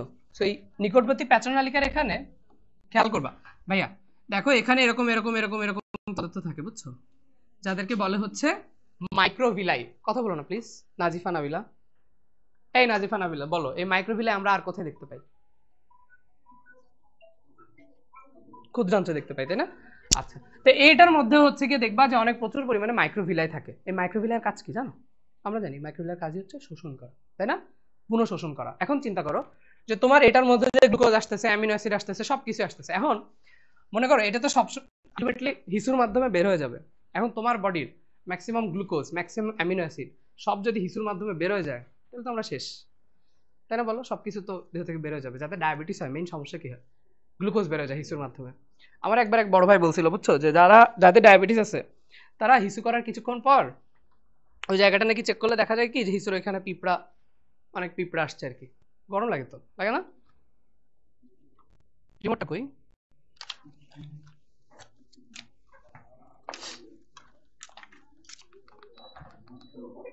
ওকে, আসো তাহলে দেখো, সবসময় নিকটবর্তী প্যাচনালিকায় প্রচুর পরিমাণে মাইক্রোভিলাই থাকার ফলে যেটা হয় সেটা হচ্ছে এখানে প্রচুর পরিমাণে পুনঃশোষণ হয়। পুনঃশোষণ বলতে কি বোঝায় জানো? যে এর পাশে ব্লাড ভেসেল বা রক্তনালিকাগুলো থাকে। সো যেই পদার্থগুলো আমার শরীরের জন্য আবার দরকার, আমি চাই না যে গ্লুকোজ, অ্যামিনো অ্যাসিড সবকিছু বের হয়ে যাক, এই পদার্থগুলো নেফ্রন থেকে ব্লাড ভেসেলের মধ্যে পুনঃশোষণ হয়। এটাকে বলে পুনঃশোষণ। হ্যাঁ, পুনঃশোষণ, এটা একটু মনে রাখবা। তো এই নিকটবর্তী প্যাচনালিকার মধ্যে আমাদের ম্যাক্সিমাম জিনিস পুনঃশোষণ হয়। কত পার্সেন্ট জানো? 60%। কত পার্সেন্ট বলো? 60%। ঠিক আছে, এটা একটু মনে রাখবো। আসো আমরা তাহলে সামনের দিকে যাই। ওকে ওকে ওকে, আসো। ঠিক আছে, এখান থেকে আমরা আর পড়বো না। আচ্ছা, এটা আমি তোমাকে বলেছিলাম যে অনেকগুলা সংগ্রহী নালী একত্রিত হয়ে কি তৈরি করে বলো? Duct of Bellini. কি তৈরি করে বলো? Duct of Bellini. তাহলে কি নিকটবর্তী প্যাচনালিকা একত্রিত হয়ে ডাক্ট অফ বেলিনি তৈরি করে? না, কি তৈরি করে? সংগ্রাহী নালী একত্রিত হয়ে তৈরি করে ডাক্ট অফ বেলিনি। ওকে, ঠিক আছে, আসো। এই যে দেখো, এই যে দেখো, এই যে দেখো, সুন্দর করে লেখা আছে, নেফ্রনের নিকটবর্তী প্যাচানো নালিকায় নির্বাচনমূলক পুনঃশোষণ ঘটে। সিলেক্টিভ কেন? সব জিনিস তো আমি পুনঃশোষণ করব না, যেটা আমার বডির জন্য দরকার সেটা আমি পুনঃশোষণ করব। ঠিক আছে, আচ্ছা এবার আসো দেখো, আমাদের নেফ্রনের প্রকারভেদ আছে দুইটা, একটা হচ্ছে সুপারফিশিয়াল, একটা হচ্ছে জাক্সটামেডুলারি। শব্দগুলো বুঝতে হবে। দেখো, কর্টিক্যাল মানে এটা থাকে কোথায়? কর্টেক্সে। কর্টিক্যাল মানে কোথায় থাকে? কর্টেক্সে। আমরা যখন চিত্র আঁকছিলাম তোমাদের মনে আছে? ধরো আরেকটু আঁকি, দাঁড়াও। যখন আঁকছিলাম মনে আছে যে আমি বলছিলাম যে এই ধরো আমাদের কিডনি, এই কিডনির আমাদের যে বাইরের দিকের পার্টটা ছিল এটার আমরা নাম দিয়েছিলাম হচ্ছে কর্টেক্স। তো এই যেসব নেফ্রনগুলা, মনে করো এই একটা নেফ্রন, হ্যাঁ, এই যে তো এই নেফ্রনটা কিন্তু দেখো সুপারফিশিয়ালি আছে এবং কর্টেক্সের কাছে আছে, এই জন্য তার নাম হচ্ছে সুপারফিশিয়াল কর্টিক্যাল। কিন্তু কিছু নেফ্রন থাকবে যারা এই মেডুলার কাছাকাছি থাকবে, বুঝছো, মনে করো এরকম জায়গায় থাকলো, তো তাকে বলা হবে জাক্সটা মেডুলারি। বায়োলজিতে জাক্সটা শব্দের মানে হচ্ছে কাছে, তার মানে যে মেডুলার কাছে থাকবে তাকে বলা হবে জাক্সটা মেডুলারি। জাক্সটা মেডুলারি। কিন্তু দুইটা খুব গুরুত্বপূর্ণ কথা আছে, সবসময় মনে রাখবা। সেটা হচ্ছে দেখো, সুপারফিশিয়ালে স আছে, স্বাভাবিকেও স আছে। তাহলে মনে রাখবা সুপারফিশিয়াল লাগে কখন? স্বাভাবিক মূত্রত্যাগে। কি বললাম? সুপারফিশিয়াল লাগে স্বাভাবিক মূত্রত্যাগে। আর জাক্সটা দেখো জ আছে, তার মানে এটা লাগে জরুরি অবস্থায় মূত্র তৈরি করতে। ওকে ওকে, তাহলে দুইটা ইম্পর্টেন্ট কথা বলে দিলাম ভাইয়া। তাহলে এখান থেকে জাস্ট পার্সেন্টেজ পড়বা যে সুপারফিশিয়াল কর্টিক্যাল এটা হচ্ছে 85%, আর জাক্সটা মেডুলারি মানে যেটা মেডুলার কাছে থাকে এটা থেকে বাকি 15%, এবং এটা করে এবং এটা স্বাভাবিক অবস্থায় মূত্র তৈরি করে। ক্লিয়ার? আসো, আচ্ছা এখান থেকে আর কিছু লাগবে না আমাদের। ওকে, এরপর দেখো, এরপর হচ্ছে আমরা এই চিত্রটা, এই বক্সটা আবার পড়বানি পরে। এখন আমরা এদিকে দেখি। ওকে, আমাদের রেচনের মধ্যে যেসব কাজগুলো হয়, যেমন দেখো প্রথমে হচ্ছে আমাদের ইউরিয়াটা আসলে সৃষ্টি হচ্ছে কিভাবে? খুঁজে পাচ্ছ না? কেউ খুঁজে পাচ্ছ না? বই কি? বই এটা নতুন মনে হয় না? দেখো 271 না কত পৃষ্ঠা জানি লেখা। দেখো এই যে ইউরিয়া সৃষ্টির প্রক্রিয়া সুন্দর করে লেখা আছে। আচ্ছা আমি আগে বেসিক কথাটা বলি, শুনো। আমরা এই যে প্রচুর পরিমাণে অ্যামিনো অ্যাসিড খাচ্ছি, দেখো যে আমাদের মোটামুটি 20 ধরনের অ্যামিনো অ্যাসিড আমরা খেয়ে থাকি। সো এই অ্যামিনো অ্যাসিডটা আমাদের বডিতে কি হয়? ডিঅ্যামিনেশন হয়। কোথায়? যকৃতে। ডিঅ্যামিনেশন মানে কি? যে আমি চাই আমার এই অ্যামিনো মূলকগুলো এখান থেকে বাদ হয়ে যাক। এই যে দেখো ডিঅ্যামিনেশন মানে কি? যে অ্যামিনো মূলকটা বাদ হয়ে যাচ্ছে। তো একটা অ্যামিনো অ্যাসিড থেকে যখন অ্যামিনো মূলকটা বাদ হয়ে যায় তখন যেটা থাকে তার নাম হচ্ছে কিটো অ্যাসিড। এবং কিটো অ্যাসিডটা কিন্তু আমাদের শক্তি তৈরি করতে কাজে লাগে। সেখানে খেয়াল করো, এই যে অ্যামোনিয়া তৈরি হলো, পরবর্তীতে অর্নিথিন চক্রের মাধ্যমে এই অ্যামোনিয়া থেকে তৈরি হয়ে গেল ইউরিয়া। ওকে, আচ্ছা মৈত্রী, তাহলে তুমি আমাকে একটু বলো যে এই যে প্রক্রিয়াটা ডিঅ্যামিনেশন, এই প্রক্রিয়াটা কোথায় হয়? বৃক্কে নাকি অন্য কোথাও? এটা কিন্তু হয় যকৃতে, তাই না? এটা কোথায় হয়? যকৃতে। আমি তো শুরুতেই বললাম যে আমাদের ইউরিয়া এটা তৈরি হবে ইউরিয়া ইউরিক অ্যাসিড যাই বলো, তৈরি হবে কোথায়? যকৃতে। ইউ দেখলেই বুঝবা যকৃত। ইউরিয়া ইউরিক অ্যাসিড কোথায় তৈরি হবে? যকৃতে। ইউরিয়া ইউরিক অ্যাসিড তৈরি হবে যকৃতে, কিন্তু ওই যে হিসুর সাথে মিলে বডি থেকে বের হয়ে যাবে হচ্ছে কিডনির মাধ্যমে। এই হচ্ছে বেসিক কথা। ওকে, তাহলে দেখো এই চক্রটাকে বলা হচ্ছে অর্নিথিন চক্র বা ইউরিয়া চক্র, এটা আর কি একটু মনে রাখবা। ওকে, আসো সামনের দিকে যাই।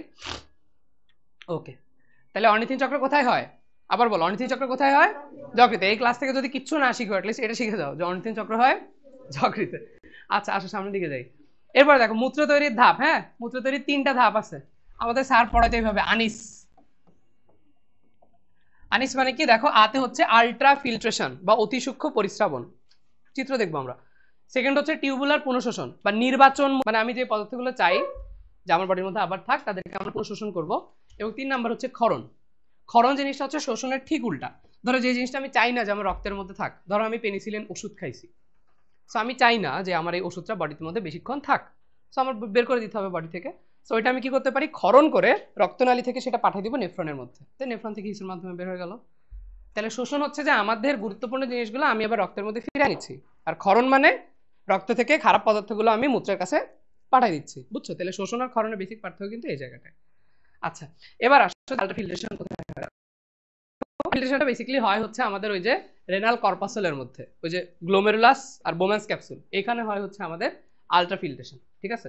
সেখানে খেয়াল করো, এই যে আমাদের দেখো এখানে হাবিজাবি কথা অনেক কিছু লেখা আছে, তুমি জাস্ট জায়গাটা একটু মনে রাখবা যে এই আমাদের ক্যাপসুলার স্পেসের মধ্যে হচ্ছে গিয়ে আমাদের আলট্রা ফিল্ট্রেশনটা হয়। ওকে, আসো এই যে, আর এখানে একটা জাস্ট জিনিস পড়ে রাখবা, সেটা হচ্ছে যে কার্যকর পরিস্রাবন চাপ, এটা হচ্ছে 25 মিলিমিটার মার্কারি। হ্যাঁ, কার্যকর পরিস্রাবন চাপ হচ্ছে 25 মিলিমিটার মার্কারি, জাস্ট এটুকু জানলেই হবে। ওই যে আমি দেখালাম না যে ওইখানে সবসময় উচ্চ রক্তচাপ থাকে, মনে আছে? এই যে এটা আঁকার সময় বলছিলাম, দেখি এখন চিত্রটা থাক। ওকে, বুঝছো কার্যকর পরিস্রাবন চাপ সেটা হচ্ছে কত? 25 মিলিমিটার মার্কারি। নীলের উপর দেখা যাবে না, খুব খুব খুব ইম্পর্টেন্ট। ওকে, আসো এবার খেয়াল করো, দেখো ভাইয়া, তাহলে প্রথমে আলট্রা ফিল্ট্রেশন মানে কি? যে আমার এখান দিয়ে ব্লাড আসতেছে, ঠিক আছে? এখান দিয়ে মনে করো আমার বৃক্কের মাধ্যমে প্রতি মিনিটে আসলে 1200 ml পর্যন্ত ব্লাড আসতে পারে। সো ব্লাড আসলে এখান দিয়ে, আবার সেটা বেরোয় যাবে, কিন্তু বেরোয় যাওয়ার আগ মুহূর্তে কিন্তু এখানে প্রচুর পরিমাণে সে চাপ খাচ্ছে। চাপ খাওয়ার ফলে কি হচ্ছে? এখান থেকে কিছু পদার্থ নিচের দিকে চলে আসতেছে, ঠিক? কিন্তু দুইটা জিনিস আসবে না, কি কি? প্রোটিন আর রক্তকণিকা। কি কি বলো? প্রোটিন আর রক্তকণিকা। তো এই যে জিনিসটা হলো এটাকে বলে আলট্রা ফিল্ট্রেশন। যে আমরা প্রথমে একটু ছেঁকে নিলাম, তার মধ্যে প্রোটিন আর রক্তকণিকাকে নিলাম না। যাদের প্রোটিন বেরোয় যায় ইউরিয়ার মাধ্যমে, যেমন তোমরা জানো কিনা, কাট যায়? শান্ত, তোমার কি প্রোটিন বেরোয় যায়? যায় না, হয়তো যায়, তুমি টের পাও না। প্রোটিন বেরোনো কিন্তু নর্মাল, এই বয়সে এটা হয়। তো মেইন কথা কি? মেইন কথা হচ্ছে যে এখান থেকে যখন আমরা আটকায় দিচ্ছি প্রোটিন আর রক্তকণিকাকে, এটাকে বলা হচ্ছে আলট্রা ফিল্ট্রেশন। এরপর কি হবে? জিনিসটা আবার নিচের দিকে যাবে, তো এইখানে হবে হচ্ছে নির্বাচনমূলক পুনঃশোষণ, মানে কিছু পদার্থ আমি আবার শোষণ করে নিব, আবার কিছু পদার্থ আমি ক্ষরণ করব, দেন লাস্ট হচ্ছে সংগ্রহ নালিকা, মানে মূত্র তৈরি হবে। এই হচ্ছে আমাদের বেসিক কথা। আসো এবার কোনটা কোথায় কি হয় দেখো। গ্লোমেরুলার ফিল্ট্রেটের ম্যাক্সিমাম জিনিসই কিন্তু পুনঃশোষিত হয়ে যায়, 80% জিনিস। এই চিত্রটা দেখো, এই চিত্রটা দেখলে আরো ভালো বুঝতে পারবা। দেখো এইটা হচ্ছে গিয়ে ধরো আমার নেফ্রন, তো এই নেফ্রনের চারপাশে কিন্তু এই যে আমাদের রক্তনালিকাগুলো আছে, সেখানে খেয়াল করে দেখো, এটা হচ্ছে ধরো গ্লোমেরুলাস, এটার মধ্যে নির্বাচনমূলক ফিল হচ্ছে। এরপর দেখো এটা হচ্ছে নিকটবর্তী প্যাচারনালিকা। সেই নিকটবর্তী প্যাচারনালিকার ক্ষেত্রে দেখো এই যে আমার যে পদার্থগুলো আমার দেহের জন্য গুরুত্বপূর্ণ, যেমন glucose, amino acid, protein, vitamin, দেখছো? বা এখান থেকে কিছু পরিমাণ আসলে ইউরিয়া ইউরিক অ্যাসিডও আবার বডিতে ফেরত যায়। তাহলে এই যে নিকটবর্তী প্যাচারনালিকা থেকে এই যে বাইরের দিকে তীর মানে কি? যেটা চলে যাচ্ছে রক্তনালীর মধ্যে। বাইরের দিকে তীর মানে এটা হচ্ছে পুনঃশোষণ, হ্যাঁ, মানে রক্তের মধ্যে পাঠিয়ে দিচ্ছে। তাহলে গ্লুকোজ, অ্যামিনো অ্যাসিড এগুলো কিন্তু আবার রক্তের মধ্যে পাঠিয়ে দিচ্ছে। আচ্ছা, এখানেও দেখো, কিন্তু যদি দেখো এই যে উল্টো দিকে, দেখো এটা উল্টো দিকে, এটা হচ্ছে ক্ষরণ। এটা কি? ক্ষরণ। ক্ষরণ মানে হচ্ছে যে তারা রক্তনালী থেকে এটাকে আবার পাঠিয়ে দিচ্ছে নেফ্রনের মধ্যে, তো নেফ্রন থেকে সেটা আলটিমেটলি কোথায় যাবে? মূত্র হয়ে বের হয়ে যাবে, বুঝছো? তাহলে শোষণ মানে আমি গুরুত্বপূর্ণ জিনিসগুলা আমার বডিতে ফেরত দিচ্ছি, আর ক্ষরণ মানে আমি আমার বডি থেকে সেগুলোকে আবার মূত্রের মাধ্যমে পাঠিয়ে দিচ্ছি, বুঝছো? এই, তাহলে খেয়াল করো, আমি তোমাকে আগেই বলে আসছি যে কেন কেন কেন কেন কেন আমাদের নিকটবর্তী প্যাচারনালিকায় সব থেকে বেশি পুনঃশোষণ হবে, 60% পুনঃশোষণ কেন হবে? কারণ এখানে আছে মাইক্রোভিলাই। কি আছে বলো? মাইক্রোভিলাই। তাহলে নিকটবর্তী প্যাচারনালিকায় কত পার্সেন্ট পুনঃশোষণ হয়? 60%। কেন হয়? মাইক্রোভিলাই। কেন হয় মাইক্রোভিলাই? নাকি সৃষ্টিকর্তার ইচ্ছা তাই হয়? এই আমরা পরে পড়বো ইনশাল্লাহ। আর লাস্টে দেখো এই যে সক্রিয় ক্ষরণ হয়, হ্যাঁ, শুনো এখানে দেখো এই যে সক্রিয় ক্ষরণ এটা দুই জায়গায় হয়, একটা হচ্ছে নিকটবর্তী প্যাচনালিকায় আর কিছু হয় হচ্ছে দূরবর্তী প্যাচনালিকায়। তোমরা কি জানো এখন রাশিয়ার সাথে একটা দেশের যুদ্ধ হচ্ছে, কি নাম? ইউক্রেন না? তাহলে নিকটবর্তী একটু মনে রাখবা, এটা হচ্ছে ইউক্রেন মানে কি ভাই? দেখো ইউতে হচ্ছে ইউরিয়া আর ক্রেন মানে হচ্ছে ক্রিয়েটিনিন। আমরা এই ক্রিয়েটিনিন নিয়ে সামনে ইনশাআল্লাহ আরো জানবো। তাহলে নিকটবর্তী প্যাচনালিকা ক্ষরণ হচ্ছে দুইটা জিনিস, কি কি বলো? Urea, creatinine. একটু বলো, ইউরিয়া, ক্রিয়েটিনিন। তাহলে নিকটবর্তী প্যাচনালিকায় পুনঃশোষণ হচ্ছে কি, সরি সক্রিয় ক্ষরণ হচ্ছে কি? Urea, creatinine. হ্যাঁ, আর দূরবর্তীতে কি হয়? দূরবর্তীতে খুব সুন্দর একটা নেমোনিক আছে, আশা করি তোমরা এটার সাথে সবাই পরিচিত, হচ্ছে সাপ। ওকে, দেখো সাপ দিয়ে আমরা চাইলে সবগুলো মনে রাখতে পারি। খেয়াল করো, দেখো প্রথম এসে হচ্ছে সেরাটোনিন। প্রথম এসে কি? সেরাটোনিন, ঠিক আছে? আচ্ছা, এখানে আর কিছু নাই। এরপর দেখো এই যে কতগুলা জিনিস হয়, যেমন প্রথমটা হচ্ছে হাইড্রোজেন, তারপরে দেখো হিস্টামিন। ওকে, তাহলে আমরা দুইটা জিনিস কিন্তু অলরেডি শিখে ফেললাম। তাহলে এসে হচ্ছে সেরাটোনিন, এসে কি? সেরাটোনিন। এইচে দেখো হাইড্রোজেন, হিস্টামিন। বলো, হাইড্রোজেন, হিস্টামিন। দেখো এতে হচ্ছে অ্যামোনিয়াম, কইছে এতে দেখো এই যে অ্যামোনিয়াম, এতে কি? অ্যামোনিয়াম। এবং দেখো পিতে হচ্ছে পটাশিয়াম, পিতে কি? পটাশিয়াম। একটা জিনিস জাস্ট বাদ গেছে, নাম হচ্ছে কোলিন। ও আসলে কলিযুগে চলে গেছে, বুঝছো? এই জন্য ওরে আমরা বাদ দিছি, ওরে গোনার মধ্যে ধরি না। ওকে, তাহলে দেখো আমরা কি বললাম, যেখানে সক্রিয় ক্ষরণ দুইটা জায়গায় হবে, একটা হচ্ছে নিকটবর্তীতে আর একটা হচ্ছে দূরবর্তীতে। তাহলে নিকটবর্তী কি বলছি? Ukraine, urea, creatinine, urea, creatinine. ক্রিয়েটিনিনটা কি? আমাদের বডির মধ্যে মাসেলগুলোর মধ্যে কিছু অ্যামিনো অ্যাসিড থাকে। একটা অ্যামিনো অ্যাসিড আছে এরকম, তার নাম হচ্ছে ক্রিয়েটিন। তো আমাদের পেশির কিন্তু কাজ হচ্ছে কি? সংকোচন করা। সংকোচন করা সবসময় পেশির কাজ হচ্ছে সংকোচন করা, প্রসারণ করার সময় কিন্তু ওর কোনো কাজ করা লাগে না। তো এই ক্রিয়েটিন থেকে পরবর্তীতে ক্রিয়েটিনিনটা তৈরি হয়। সো এই কাজটা করে হচ্ছে কি, ধরো আমাদের কিডনি। কিন্তু যখনই দেখবা যে কারো বডিতে ক্রিয়েটিনিনের ঝামেলা আছে, মানে যেটা নর্মাল ভ্যালু, তখন বুঝতে হবে যে তার কিডনিতে অবশ্যই সমস্যা আছে। তো কি বললাম তাহলে এখানে, যে সক্রিয় ক্ষরণ দুইটা জায়গায় হচ্ছে, নিকটবর্তী, দূরবর্তী। নিকটবর্তীতে ইউক্রেন, দূরবর্তীতে সাপ। তাহলে সাপের মধ্যে কি আছে? এসে কি? সেরাটোনিন। এসে কি বলো? সেরাটোনিন। এই যে দুইটা কি কি বলো? Hydrogen, histamine, hydrogen, histamine. এতে কি? অ্যামোনিয়াম। এতে কি? অ্যামোনিয়াম। আর পিতে পটাশিয়াম, পিতে পটাশিয়াম। তাহলে এই পদার্থগুলো হচ্ছে সক্রিয় ক্ষরণ। তাহলে ক্ষরণ মানে কি? তারা কি আমার বডিতে থাকবে নাকি বের হয়ে যাবে? বের হয়ে যাবে, তারা বডি থেকে বের হয়ে যাবে। ভেরি গুড ভাইয়া, আসো আমরা সামনের দিকে যাই। ওকে ওকে, আসো। আচ্ছা, তাহলে এটা হচ্ছে আমাদের বেসিক জিনিসটা, আসলে যে কোথায় কি হচ্ছে। দেখো তোমরা একটু ভিজুয়ালাইজ করতে পারো কিনা, যদি পারো এটা আমার সার্থকতা। হ্যাঁ, তাহলে ধরো প্রথমে আমাদের বডিতে যে অ্যামিনো অ্যাসিডগুলো ছিল, তারা যকৃতে গিয়ে দেখা যাবে কি, যে ডিঅ্যামিনেশন প্রক্রিয়া হোক বা যেভাবে হোক, অর্নিথিন চক্রে প্রথম তারা ইউরিয়া তৈরি করলো, ঠিক? এরপর ইউরিয়াগুলো দেখো রেনাল ধমনী বা আর্টারির মাধ্যমে, ওই যে যেটা দিয়ে আমাদের বডির মধ্যে ঢুকতেছিল আর কি, কিডনি নেফ্রনের মধ্যে, অ্যাফারেন্ট ধমনী যেটাকে আমরা বলছিলাম, অ্যাফারেন্ট ধমনী দিয়ে সেটা আসলো গ্লোমেরুলাসের মধ্যে। দেন গ্লোমেরুলাসে কি হবে? আলট্রাফিল্ট্রেশন। আলট্রাফিল্ট্রেশন দুইটা জিনিস আসতে পারবে না, কে কে? প্রোটিন আর রক্তকণিকা। এরপর তারা আসলো বোম্যান্স ক্যাপসুলের মধ্যে, ওই যে ওটা নিচে ছিল বোম্যান্স ক্যাপসুল। তারপর তারা আসলো বৃক্কীয় নালিকার মধ্যে। বৃক্কীয় নালিকাতে দুইটা জিনিস হয়, পুনঃশোষণ হয় আবার ক্ষরণ হয়। ক্ষরণ হওয়ার পর আসে কোথায়? সংগ্রাহী নালীতে। কোথায় আসে? সংগ্রাহী নালীতে। তারপরে ওই যে আমি বলছিলাম ইউরেটারের একটা নির্দিষ্ট অংশকে বলা হয় পেলভিস। হ্যাঁ, তাহলে যে পেলভিস, ইউরেটার, ইউরেটার থেকে তারা চলে যায় ওই যে মূত্রথলির মধ্যে, তারপর মূত্রনালী, তারপর বেরোয় যায়। তোমরা কি এটুকু অ্যাটলিস্ট চোখের মধ্যে কিছু ইমাজিন করতে পারছো নাকি পারো নাই? পারছো, ঠিক আছে, থ্যাংক ইউ ভাইয়া। তোমরা যে মিথ্যা কথা বলছো এটার জন্য আমি অনেক খুশি হয়েছি। আচ্ছা, এবার দেখো আমরা একটু বৈশিষ্ট্যগুলো একটু দেখি। সেখানে দেখো একটা সুস্থ মানুষ দৈনিক গড়ে 1.5 লিটার পর্যন্ত মূত্র ত্যাগ করতে পারে।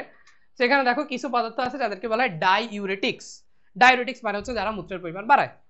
তোমরা যারা চা কফি খাও, ভাইয়া ইফতারে চা খাইতে কেমন লাগে? ভালো লাগে না?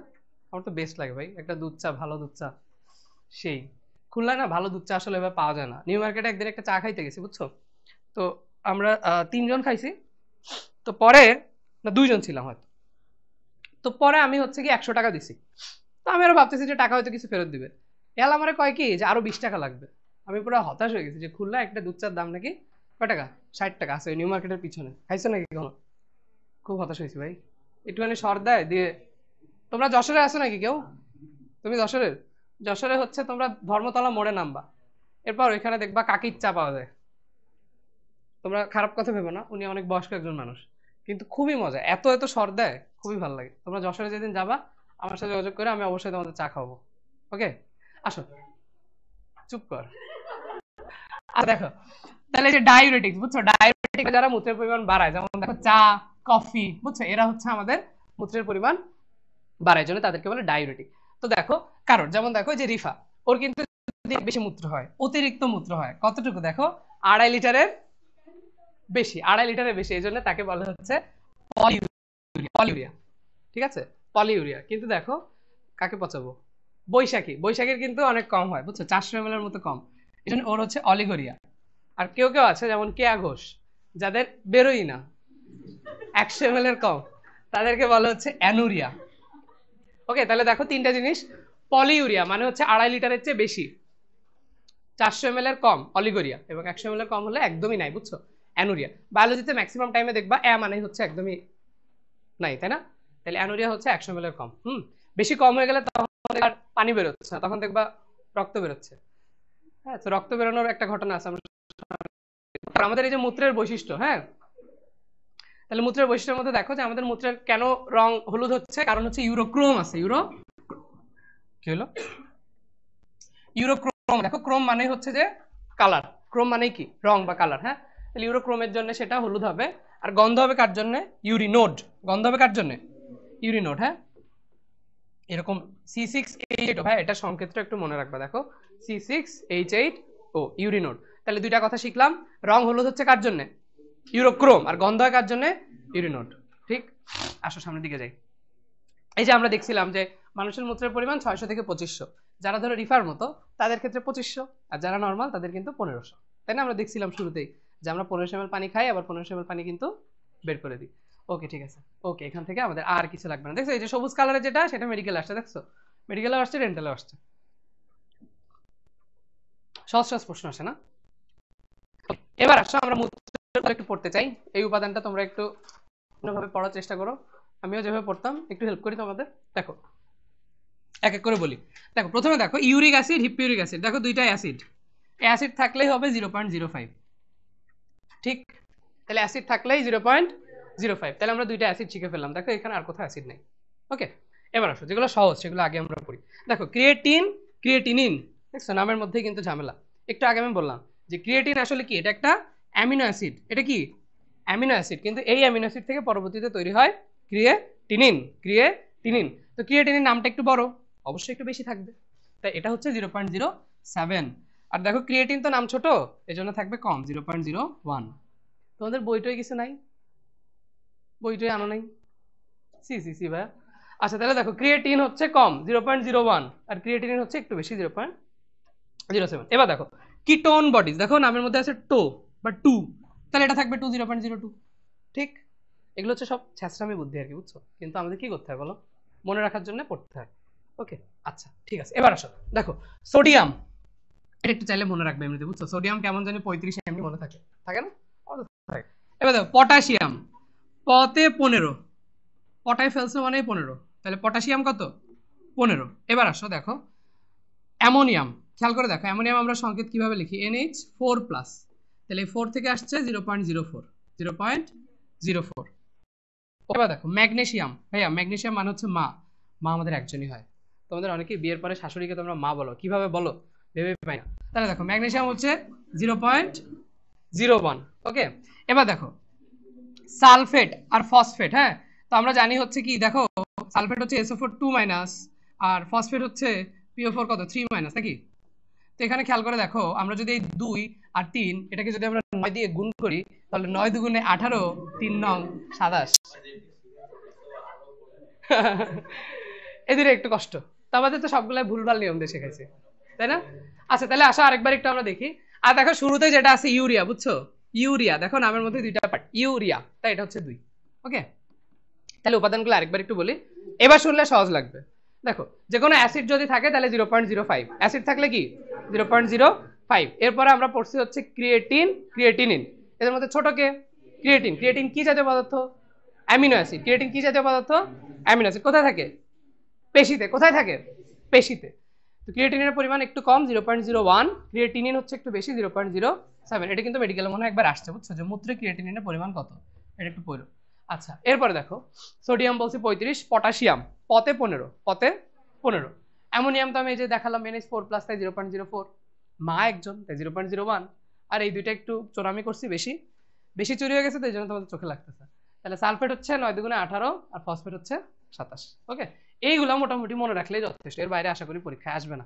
আর কিটোন বডিজ তো বলছে যে মাঝখানে 2 আছে তো, ইউরিয়া তো আগেই 2 নিয়ে গেছে, তাহলে ও কি নিবে? ও নিবে 0.02। ঠিক আছে, কত চোরামি করা লাগে জীবনে, এটা তো কিছুই না। ওকে, তাহলে এখানে কিন্তু এই যে মেডিকেলে অনেক আগে আসছিল 12-13 সালে। ওকে, আসো দেখো এখানে এবার আমি তোমাদের যেটা বলতেছিলাম, অনেকের কি হয়, যেমন হচ্ছে রাহাদের কিন্তু মূত্রের মাধ্যমে গ্লুকোজ বেরো যায়। ওই যে আমি পিঁপড়ার কাহিনী বললাম না, ওটা কিন্তু ওরই কাহিনী। ও যেখানে হিসু করে সেখানে দেখবা পিঁপড়া লেগে যায়। হ্যাঁ, কারণ হচ্ছে কি, দেখো ওদের মূত্র দিয়ে অনেক গ্লুকোজ বেরো যাচ্ছে। এটা কোন রোগে হয়? দেখো ডায়াবেটিস মেলাইটাস। তো এই ঘটনাটাকে বলা হচ্ছে, তোমরা একটা মুভি দেখছো না, সুরিয়া ভাই? দেখছো? ছোটকালে সেট ম্যাক্স হইতো, দেখো নাই? সুরিয়া, তেরা তেরা জুবান বহুত চলতা হ্যায়, সুরিয়া দেখো নাই? তুমি কি ইন্ডিয়া ফ্যান? সি ভাইয়া, সি। এবার দেখো, যদি কারোর মাধ্যমে প্রোটিন বের হয়ে যায়, কার জানি প্রোটিন বের হয়ে যাচ্ছিল, শান্তর, তাহলে দেখো প্রোটিন বের হয়ে গেলে তাকে বলে প্রোটিন ইউরিয়া। তোমরা কি জানো মৈত্রী রেগুলার অ্যালকোহল খায়? তো কেউ যদি এরকম রেগুলার অ্যালকোহল খায়, তার কিন্তু মূত্রের মাধ্যমে লিপিড বের হয়ে যাবে, তখন তাকে আমরা বলবো লিপুরিয়া। তখন তাকে কি বলবো? লিপুরিয়া। আচ্ছা, তারপরে দেখো বিলিরুবিন, এই যে কারোর যদি বিলিরুবিন বের হয়ে যায় জন্ডিসের মাধ্যমে, তাকে বলে বিলিরুবিন ইউরিয়া। আমার একবার কি হয়েছে আমি একটু বলি, ক্লাস 3-তে থাকতে, বুঝছো, আম্মা একবার আমার ট্যাঙ্ক কিনে দিয়েছে। আমি তো অনেক ফাজিল ছিলাম, একবারে সব ট্যাঙ্ক খাই ফেলছি খুলায়, মোটামুটি বড়ই প্যাকেট ছিল। এরপর মনে করো আমার টানা 2 দিন শুধু বিলিরুবিনই বেরোচ্ছে। আর আমি তো আর বুঝতেছি না, ছোট মানুষ, আমি ভাবছি যে ট্যাঙ্ক খাইছি তো এই জন্য হয়তো বেশি বেশি বেড়ে যাচ্ছে। ওমা, পরে দেখি কমেই না। এরপর আস্তে আস্তে ধরো আমার চোখের নিচে হলুদ হয়ে গেল, হাত হলুদ হয়ে গেল। তখন আমি একটু টেনশনে পড়ে গেলাম যে কি ব্যাপার। পরে ডাক্তারের কাছে গেলাম, যে দেখলাম যে আমার লিভারের অবস্থা শেষ, খুব বাজে অবস্থা হয়েছিল, জন্ডিস। 15-16টার মতো ইঞ্জেকশন দেওয়া লাগছিল হাবিজাবি, খুব কষ্ট পাইছিলাম, বুঝছো। আমার ওজন কমে গেছিল মনে হয় প্রায় 20 কেজি, সত্যি ঘটনা। আমি অনেক গদা ছিলাম আগে, 5-এর আগে অনেক, যে মানে আমার আলট্রা ফিল্ট্রেশন হইতো না, প্রোটিনের রক্তকণিকা যেরকম আটকায় যায়, আমি এরকম সব জায়গায় আটকায় যেতাম। আচ্ছা, এবার যদি রক্ত বের হয়ে যায়, ওই যে অনেকের রক্ত বেড়ে যাচ্ছিল, তাই না? অ্যানুরিয়া কার জানি হয়েছিল তোর, কেয়া? তাহলে দেখো যাদের ক্ষেত্রে এই যে রক্ত মানে একদম মূত্রের পরিমাণ একদমই কম, তাদের ক্ষেত্রে বলা হচ্ছে হেমাচুরিয়া। বললেই আমার ওই যে গানটার কথা মনে পড়ে, ওই যে বলে চুরিয়া বলে কাংনা, শুনছো? আচ্ছা, আমি রোদার মাস বলে গাইতে পারতেছি না। তাহলে দেখো হেমাচুরিয়া মানে হচ্ছে রক্ত বেরোয় যাচ্ছে। হ্যাঁ, তাহলে দেখো এখানে কি কি বললাম, গ্লুকোজ বেরোয় গেলে গ্লাইকোসুরিয়া, নামের সাথে মিল রেখে। প্রোটিন বেরোয় গেলে প্রোটিন ইউরিয়া, অ্যালকোহল খাইলে লিপিড বেরোয় যাবে লিপুরিয়া, জন্ডিস হলে বিলিরুবিন বেরোয় যাবে বিলিরুবিন ইউরিয়া, রক্ত বেরোয় গেলে হেমাচুরিয়া। ওকে, আচ্ছা ঠিক আছে। আমরা একটু আগেই পরে আসছিলাম, তোমাদের কি মনে আছে যে আমাদের মূত্রথলিতে কি পেশি থাকে?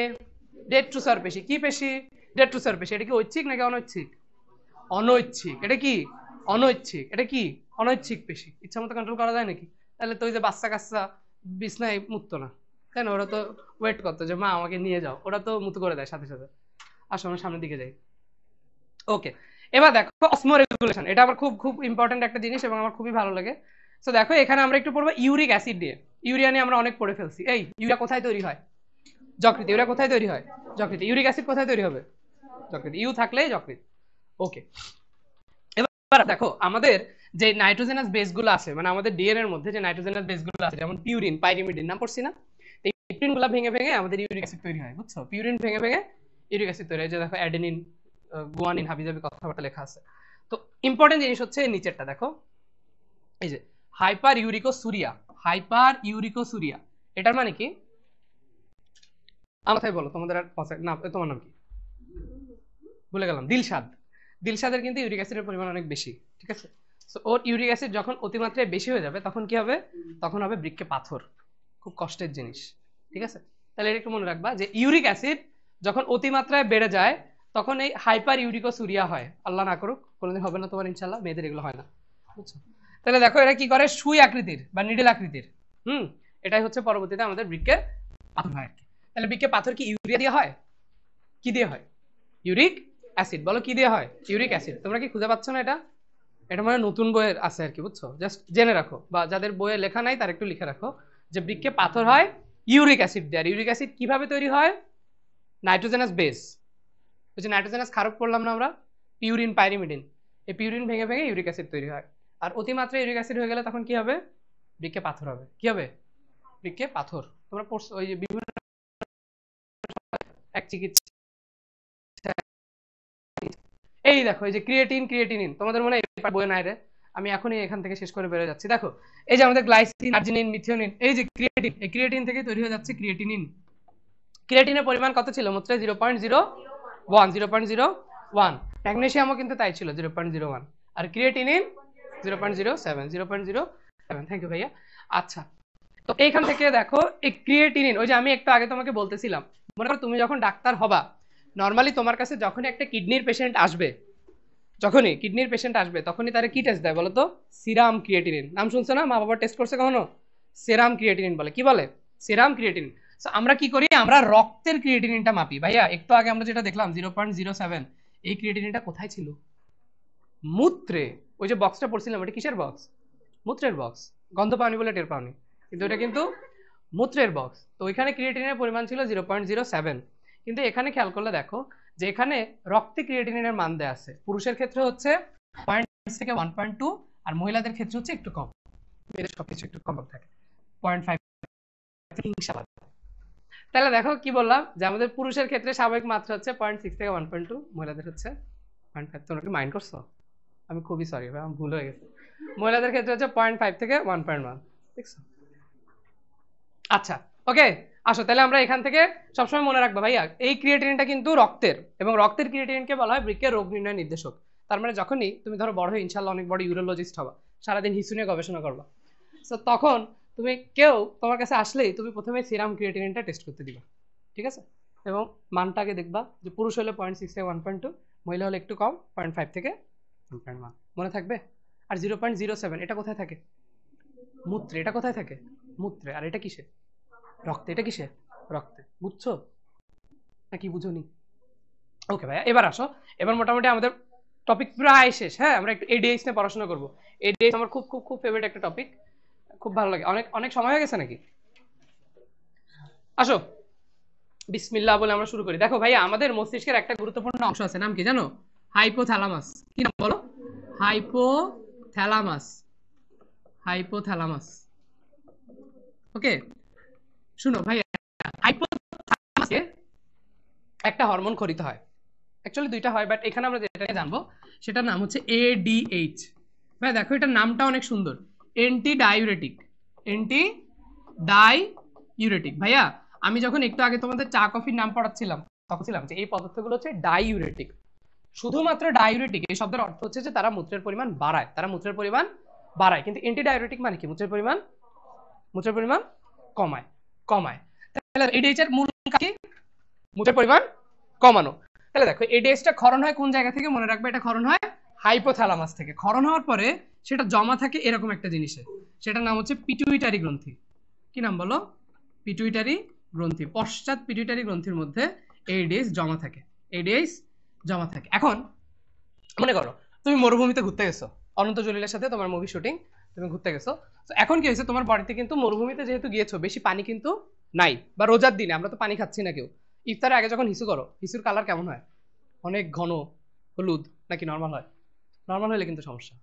ওকে, তার মানে তোমার এডিএইচ ঠিক নাই। কিন্তু যদি কারো হলুদ হয়, গাঢ় হয়, তখন আমাদের বুঝতে হবে কি, যে দেখো যখনই তোমার বডিতে পানির পরিমাণ কমে গেছে, তাহলে আমাদের মূত্র প্রোডাকশন করতে হবে কম। তাহলে পানির পরিমাণ যখনই কম হবে, তখনই সিগন্যালটা হাইপোথ্যালামাসের কাছে পৌঁছাবে, মাথায়। এবং দেখো হাইপোথ্যালামাস মস্তিষ্কের অংশ, তো এখান থেকে যে এডিএইচ ক্ষরণ হয়, এই ঘটনাটাকে বলে নিউরোসিক্রেশন। কি বলে বলো? নিউরোসিক্রেশন। কারণ এডিএইচ কে বলা হয় হচ্ছে নিউরো হরমোন, মস্তিষ্ক থেকে আসে, তো এই জন্য বলে নিউরো হরমোন। তাহলে এটাকে বলে নিউরোসিক্রেশন। তাহলে এডিএইচ ক্ষরণ হলো, এবং এডিএইচ এর মূল কাজকে আমি কি বলছি? মূত্রের পরিমাণ কমানো। এডিএইচ কি করে জানো? এডিএইচ কাজ করে গিয়ে ওই যে আমরা বৃক্কের দেখছিলাম না, দূরবর্তী প্যাচরনালিকা, নিকটবর্তী ছিল, তারপর হেনলি লুপ, তারপর দূরবর্তী প্যাচরনালিকা। তো এডিএইচ কাজ করে দুইটা জায়গায়, একটা হচ্ছে দূরবর্তী প্যাচরনালিকা বা ডিস্টাল কনভলিউটেড টিউবিউল, এবং আরেকটা হচ্ছে কালেক্টিং ডাক্ট বা সংগ্রাহী নালিকা। এখানে কাজ কি করে? সে বডি থেকে পানিগুলোকে আবার পুনঃশোষণ করে, নেফ্রন থেকে পানিগুলোকে আবার পুনঃশোষণ করে। তার মানে কি, যে সে মূত্রের মাধ্যমে পানি যেতে দিচ্ছে না, সেটাকে আটকে রাখছে রক্তনালীর মধ্যে, আবার ফেরত পাঠিয়ে দিচ্ছে। তো তখন কি হবে? মূত্রের মধ্যে কিন্তু পানির পরিমাণ একদম কমে গেল, তখন তোমার মূত্র হবে অনেক ঘন হলুদ খড়বর্ণ, ইউরোক্রোমের জন্য, তাই না? আর গন্ধ হয় কার জন্য? ইউরিনোড। গন্ধ হয় কার জন্য? ইউরিনোড। আর রং হয় কার জন্য? ইউরোক্রোম। বুঝছো? এই হচ্ছে আমাদের বেসিক এডিএইচ এর মেকানিজম। তাহলে আসলে আমরা বই থেকে আরেকবার দেখি কি লিখলো।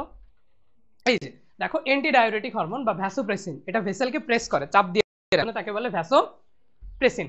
তাহলে এডিএইচ কি পানি মূত্রের পরিমাণ বাড়ায় না কমায়? এটা আগে বললো। কমায়, মূত্রের পরিমাণ কমায়। কোন জায়গা দিয়ে খরিত হয়? হাইপোথ্যালামাস। কোন জায়গা দিয়ে খরিত হয়? হাইপোথ্যালামাস। জমা থাকে কোথায়? পিটুইটারি। কোন জায়গায় জমা থাকে? পিটুইটারি। ওকে, আচ্ছা তাহলে দেখো এই যে হাইপোথ্যালামাসের মাধ্যমে এটা এই যে, এবং পশ্চাৎ পিটুইটারি গ্রন্থির মাধ্যমে সেটা জমা থাকে, এই আর কি। আচ্ছা ঠিক আছে, আসো এরপরে দেখো এইখান থেকে দুইটা মান আছে, এই দুইটা মান একটু মুখস্থ রাখবা। দেখো আমি একবার বলে দিই, হ্যাঁ শোনো। মনে করো আমাদের এই হচ্ছে দুইটা সেল, ঠিক আছে? সেলের ভেতরের অংশকে বলা হচ্ছে ইন্ট্রাসেলুলার ফ্লুইড, অন্তঃকোষীয়, আর এটাকে বলে এক্সট্রাসেলুলার ফ্লুইড, বহিঃকোষীয়। ঠিক আছে, তো একটু চিন্তা করে দেখো ভাইয়া, এখানে আমরা দুইটা আয়ন নিয়ে পড়বো, একটা নাম হচ্ছে সোডিয়াম, একটা নাম হচ্ছে পটাশিয়াম। দেখো কে মানে কিং, রাজা, তাই না? তাহলে রাজা কি ভেতরে থাকবে না বাইরে থাকবে? সি সি সি, রাজা থাকবে রাজপ্রাসাদে, ঘরের মধ্যে, তাই না? কি বললো বাইরে? ছি। তাহলে দেখো মনে রাখবো সবসময় ভেতরে পটাশিয়াম বেশি থাকে, ভেতরে পটাশিয়াম, ভেতরে কিং বেশি থাকে। আর দেখো এনে মানে হচ্ছে না, না মানে কি ওর ঘর নাই, ও কোথায় থাকবে? বাইরে। তাহলে বাইরে থাকবে সোডিয়াম বেশি, বাইরে থাকবে কি?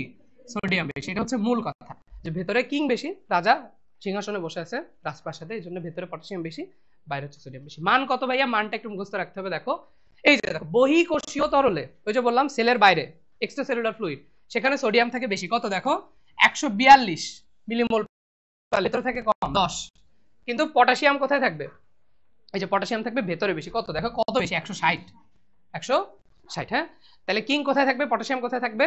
ভেতরে। পটাশিয়াম থাকবে ভেতরে, নাই কিচ্ছু নাই, তাহলে কই থাকবে? বাইরে। ওকে, এই আর কি।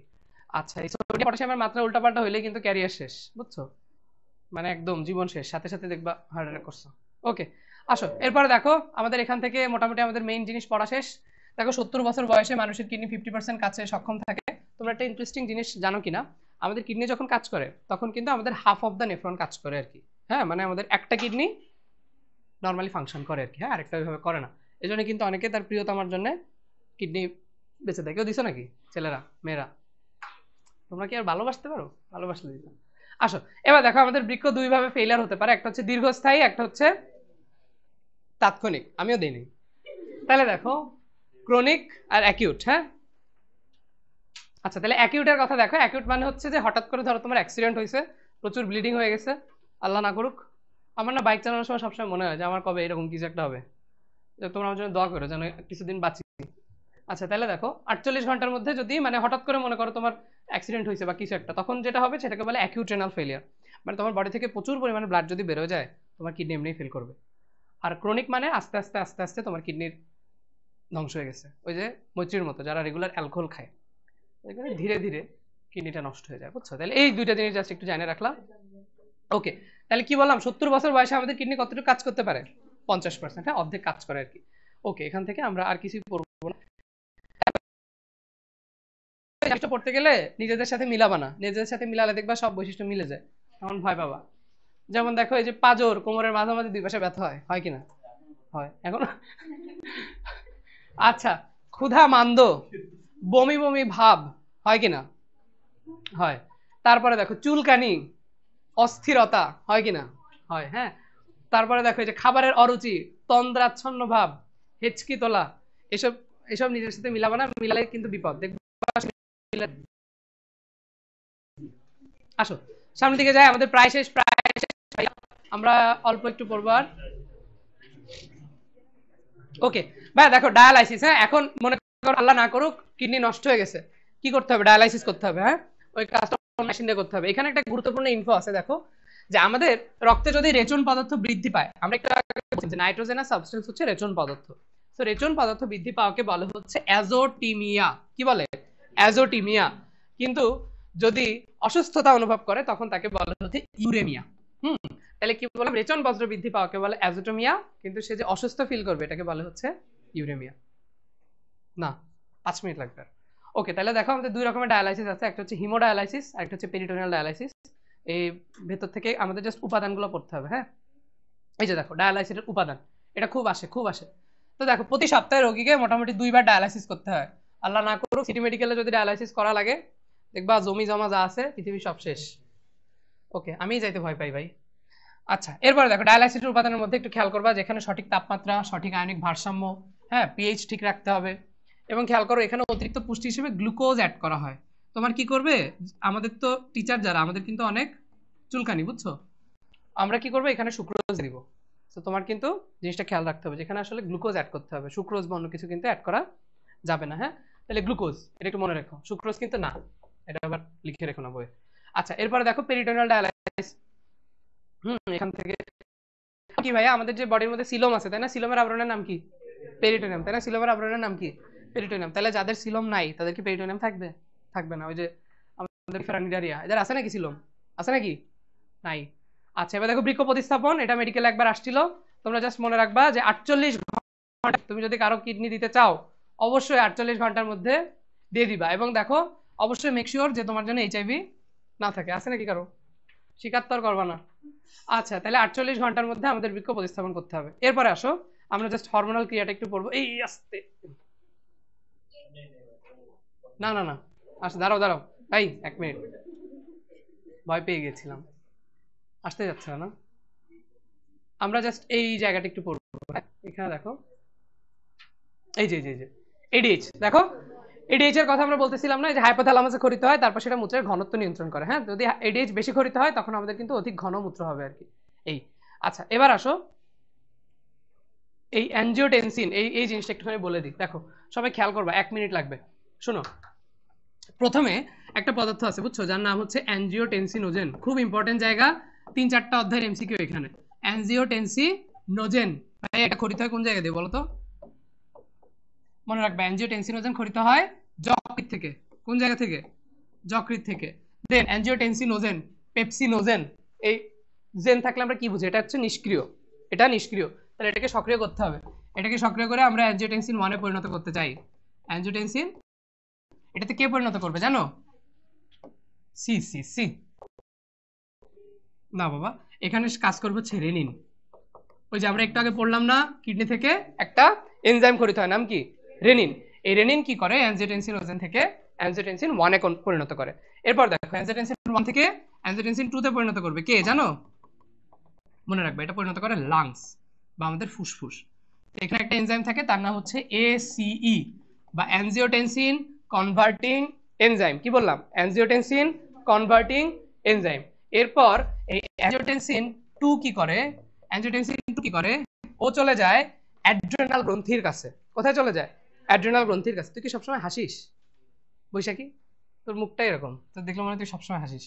আচ্ছা, তাহলে দেখো, যে আমরা পড়ছিলাম না, কিডনির মাথার উপরে এখানে একটা গ্রন্থি বসেছিল, নাম কি? অ্যাড্রেনাল গ্রন্থি বা সুপ্রারেনাল গ্রন্থি। হ্যাঁ, ওর মধ্যে থেকে একটা হরমোন ক্ষরিত হয় যার নাম হচ্ছে অ্যালডোস্টেরন। কি নাম? অ্যালডোস্টেরন। অ্যালডোস্টেরন, এই অ্যালডোস্টেরন থেকে মনে রাখবা, এটা পরবর্তীতে গিয়ে আমাদের সোডিয়ামের, এবং সোডিয়ামের মাত্রা কমে গেলে মূত্রের পরিমাণও কমে যাবে। ঠিক আছে, তাহলে এই হচ্ছে আমাদের বেসিক মেকানিজম। তাহলে কয়েকটা প্রশ্ন এখানে আছে, সেটা হচ্ছে অ্যানজিওটেনসিনোজেন, ভাইয়া এটা তৈরি হয় কোথায়? যকৃতে। বলে অ্যানজিওটেনসিনোজেন কোথায় তৈরি হয়? যকৃতে। সেখান থেকে অ্যানজিওটেনসিন 1 এ পরিণত করে কে? রেনিন। কে পরিণত করে? রেনিন। রেনিন আসবে কোত্থেকে? বৃক্ক থেকে। বৃক্ক থেকে, বৃক্কের কোন কোষ থেকে জানো? জেজি সেলস বা জাক্সটাগ্লোমেরুলার সেল বা জাক্সটাগ্লোমেরুলার কোষ থেকে রেনিন আসবে। দেন অ্যানজিওটেনসিন 1 থেকে 2 তে পরিণত করবে কে? লাংস বা ফুসফুস। কে করবে? লাংস বা ফুসফুস। এখানে একটা এনজাইম কাজ করে, নাম হচ্ছে এসিই, অ্যানজিওটেনসিন কনভার্টিং এনজাইম। দেন এখান থেকে অ্যাড্রিনাল গ্রন্থি থেকে অ্যালডোস্টেরন। অ্যালডোস্টেরন হচ্ছে আমাদের সোডিয়াম আর পটাশিয়ামের মাত্রা নিয়ন্ত্রণ করে। এটাও কিন্তু খুব ইম্পর্টেন্ট প্রশ্ন, যে আমাদের রক্তের সোডিয়াম পটাশিয়ামের মাত্রা নিয়ন্ত্রণ করে কে? অ্যালডোস্টেরন। কোন জায়গা দিয়ে ক্ষরিত হয়? অ্যাড্রিনাল গ্রন্থি। কোন জায়গা দিয়ে ক্ষরিত হয় বলো? অ্যাড্রিনাল গ্রন্থি। ওকে, আসো তাহলে আমরা দেখো, এটুকু পড়লে আমাদের মোটামুটি ইনশাল্লাহ শেষ।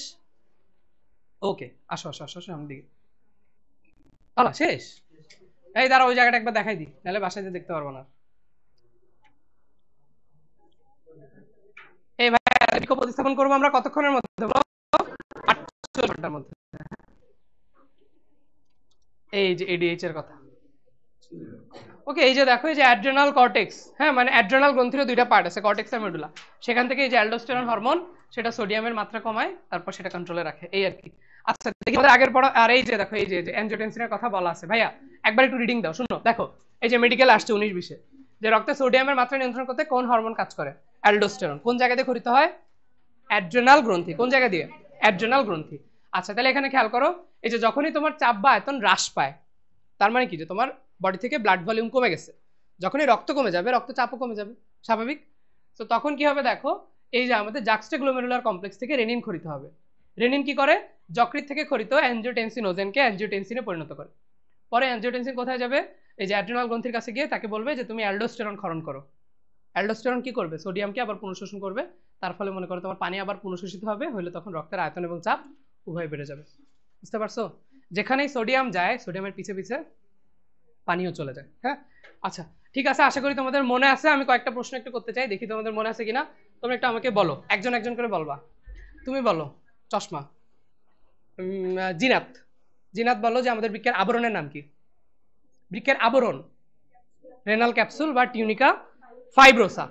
আচ্ছা তুমি আমাকে বলো যে আমাদের মৈত্রী সামনের জন, তুমি আমাকে বলো যে আমাদের ওই যে দুইটা জিনিস ইয়া হয় না, ফিল্ট্রেশন হয় না, কি কি ছিল?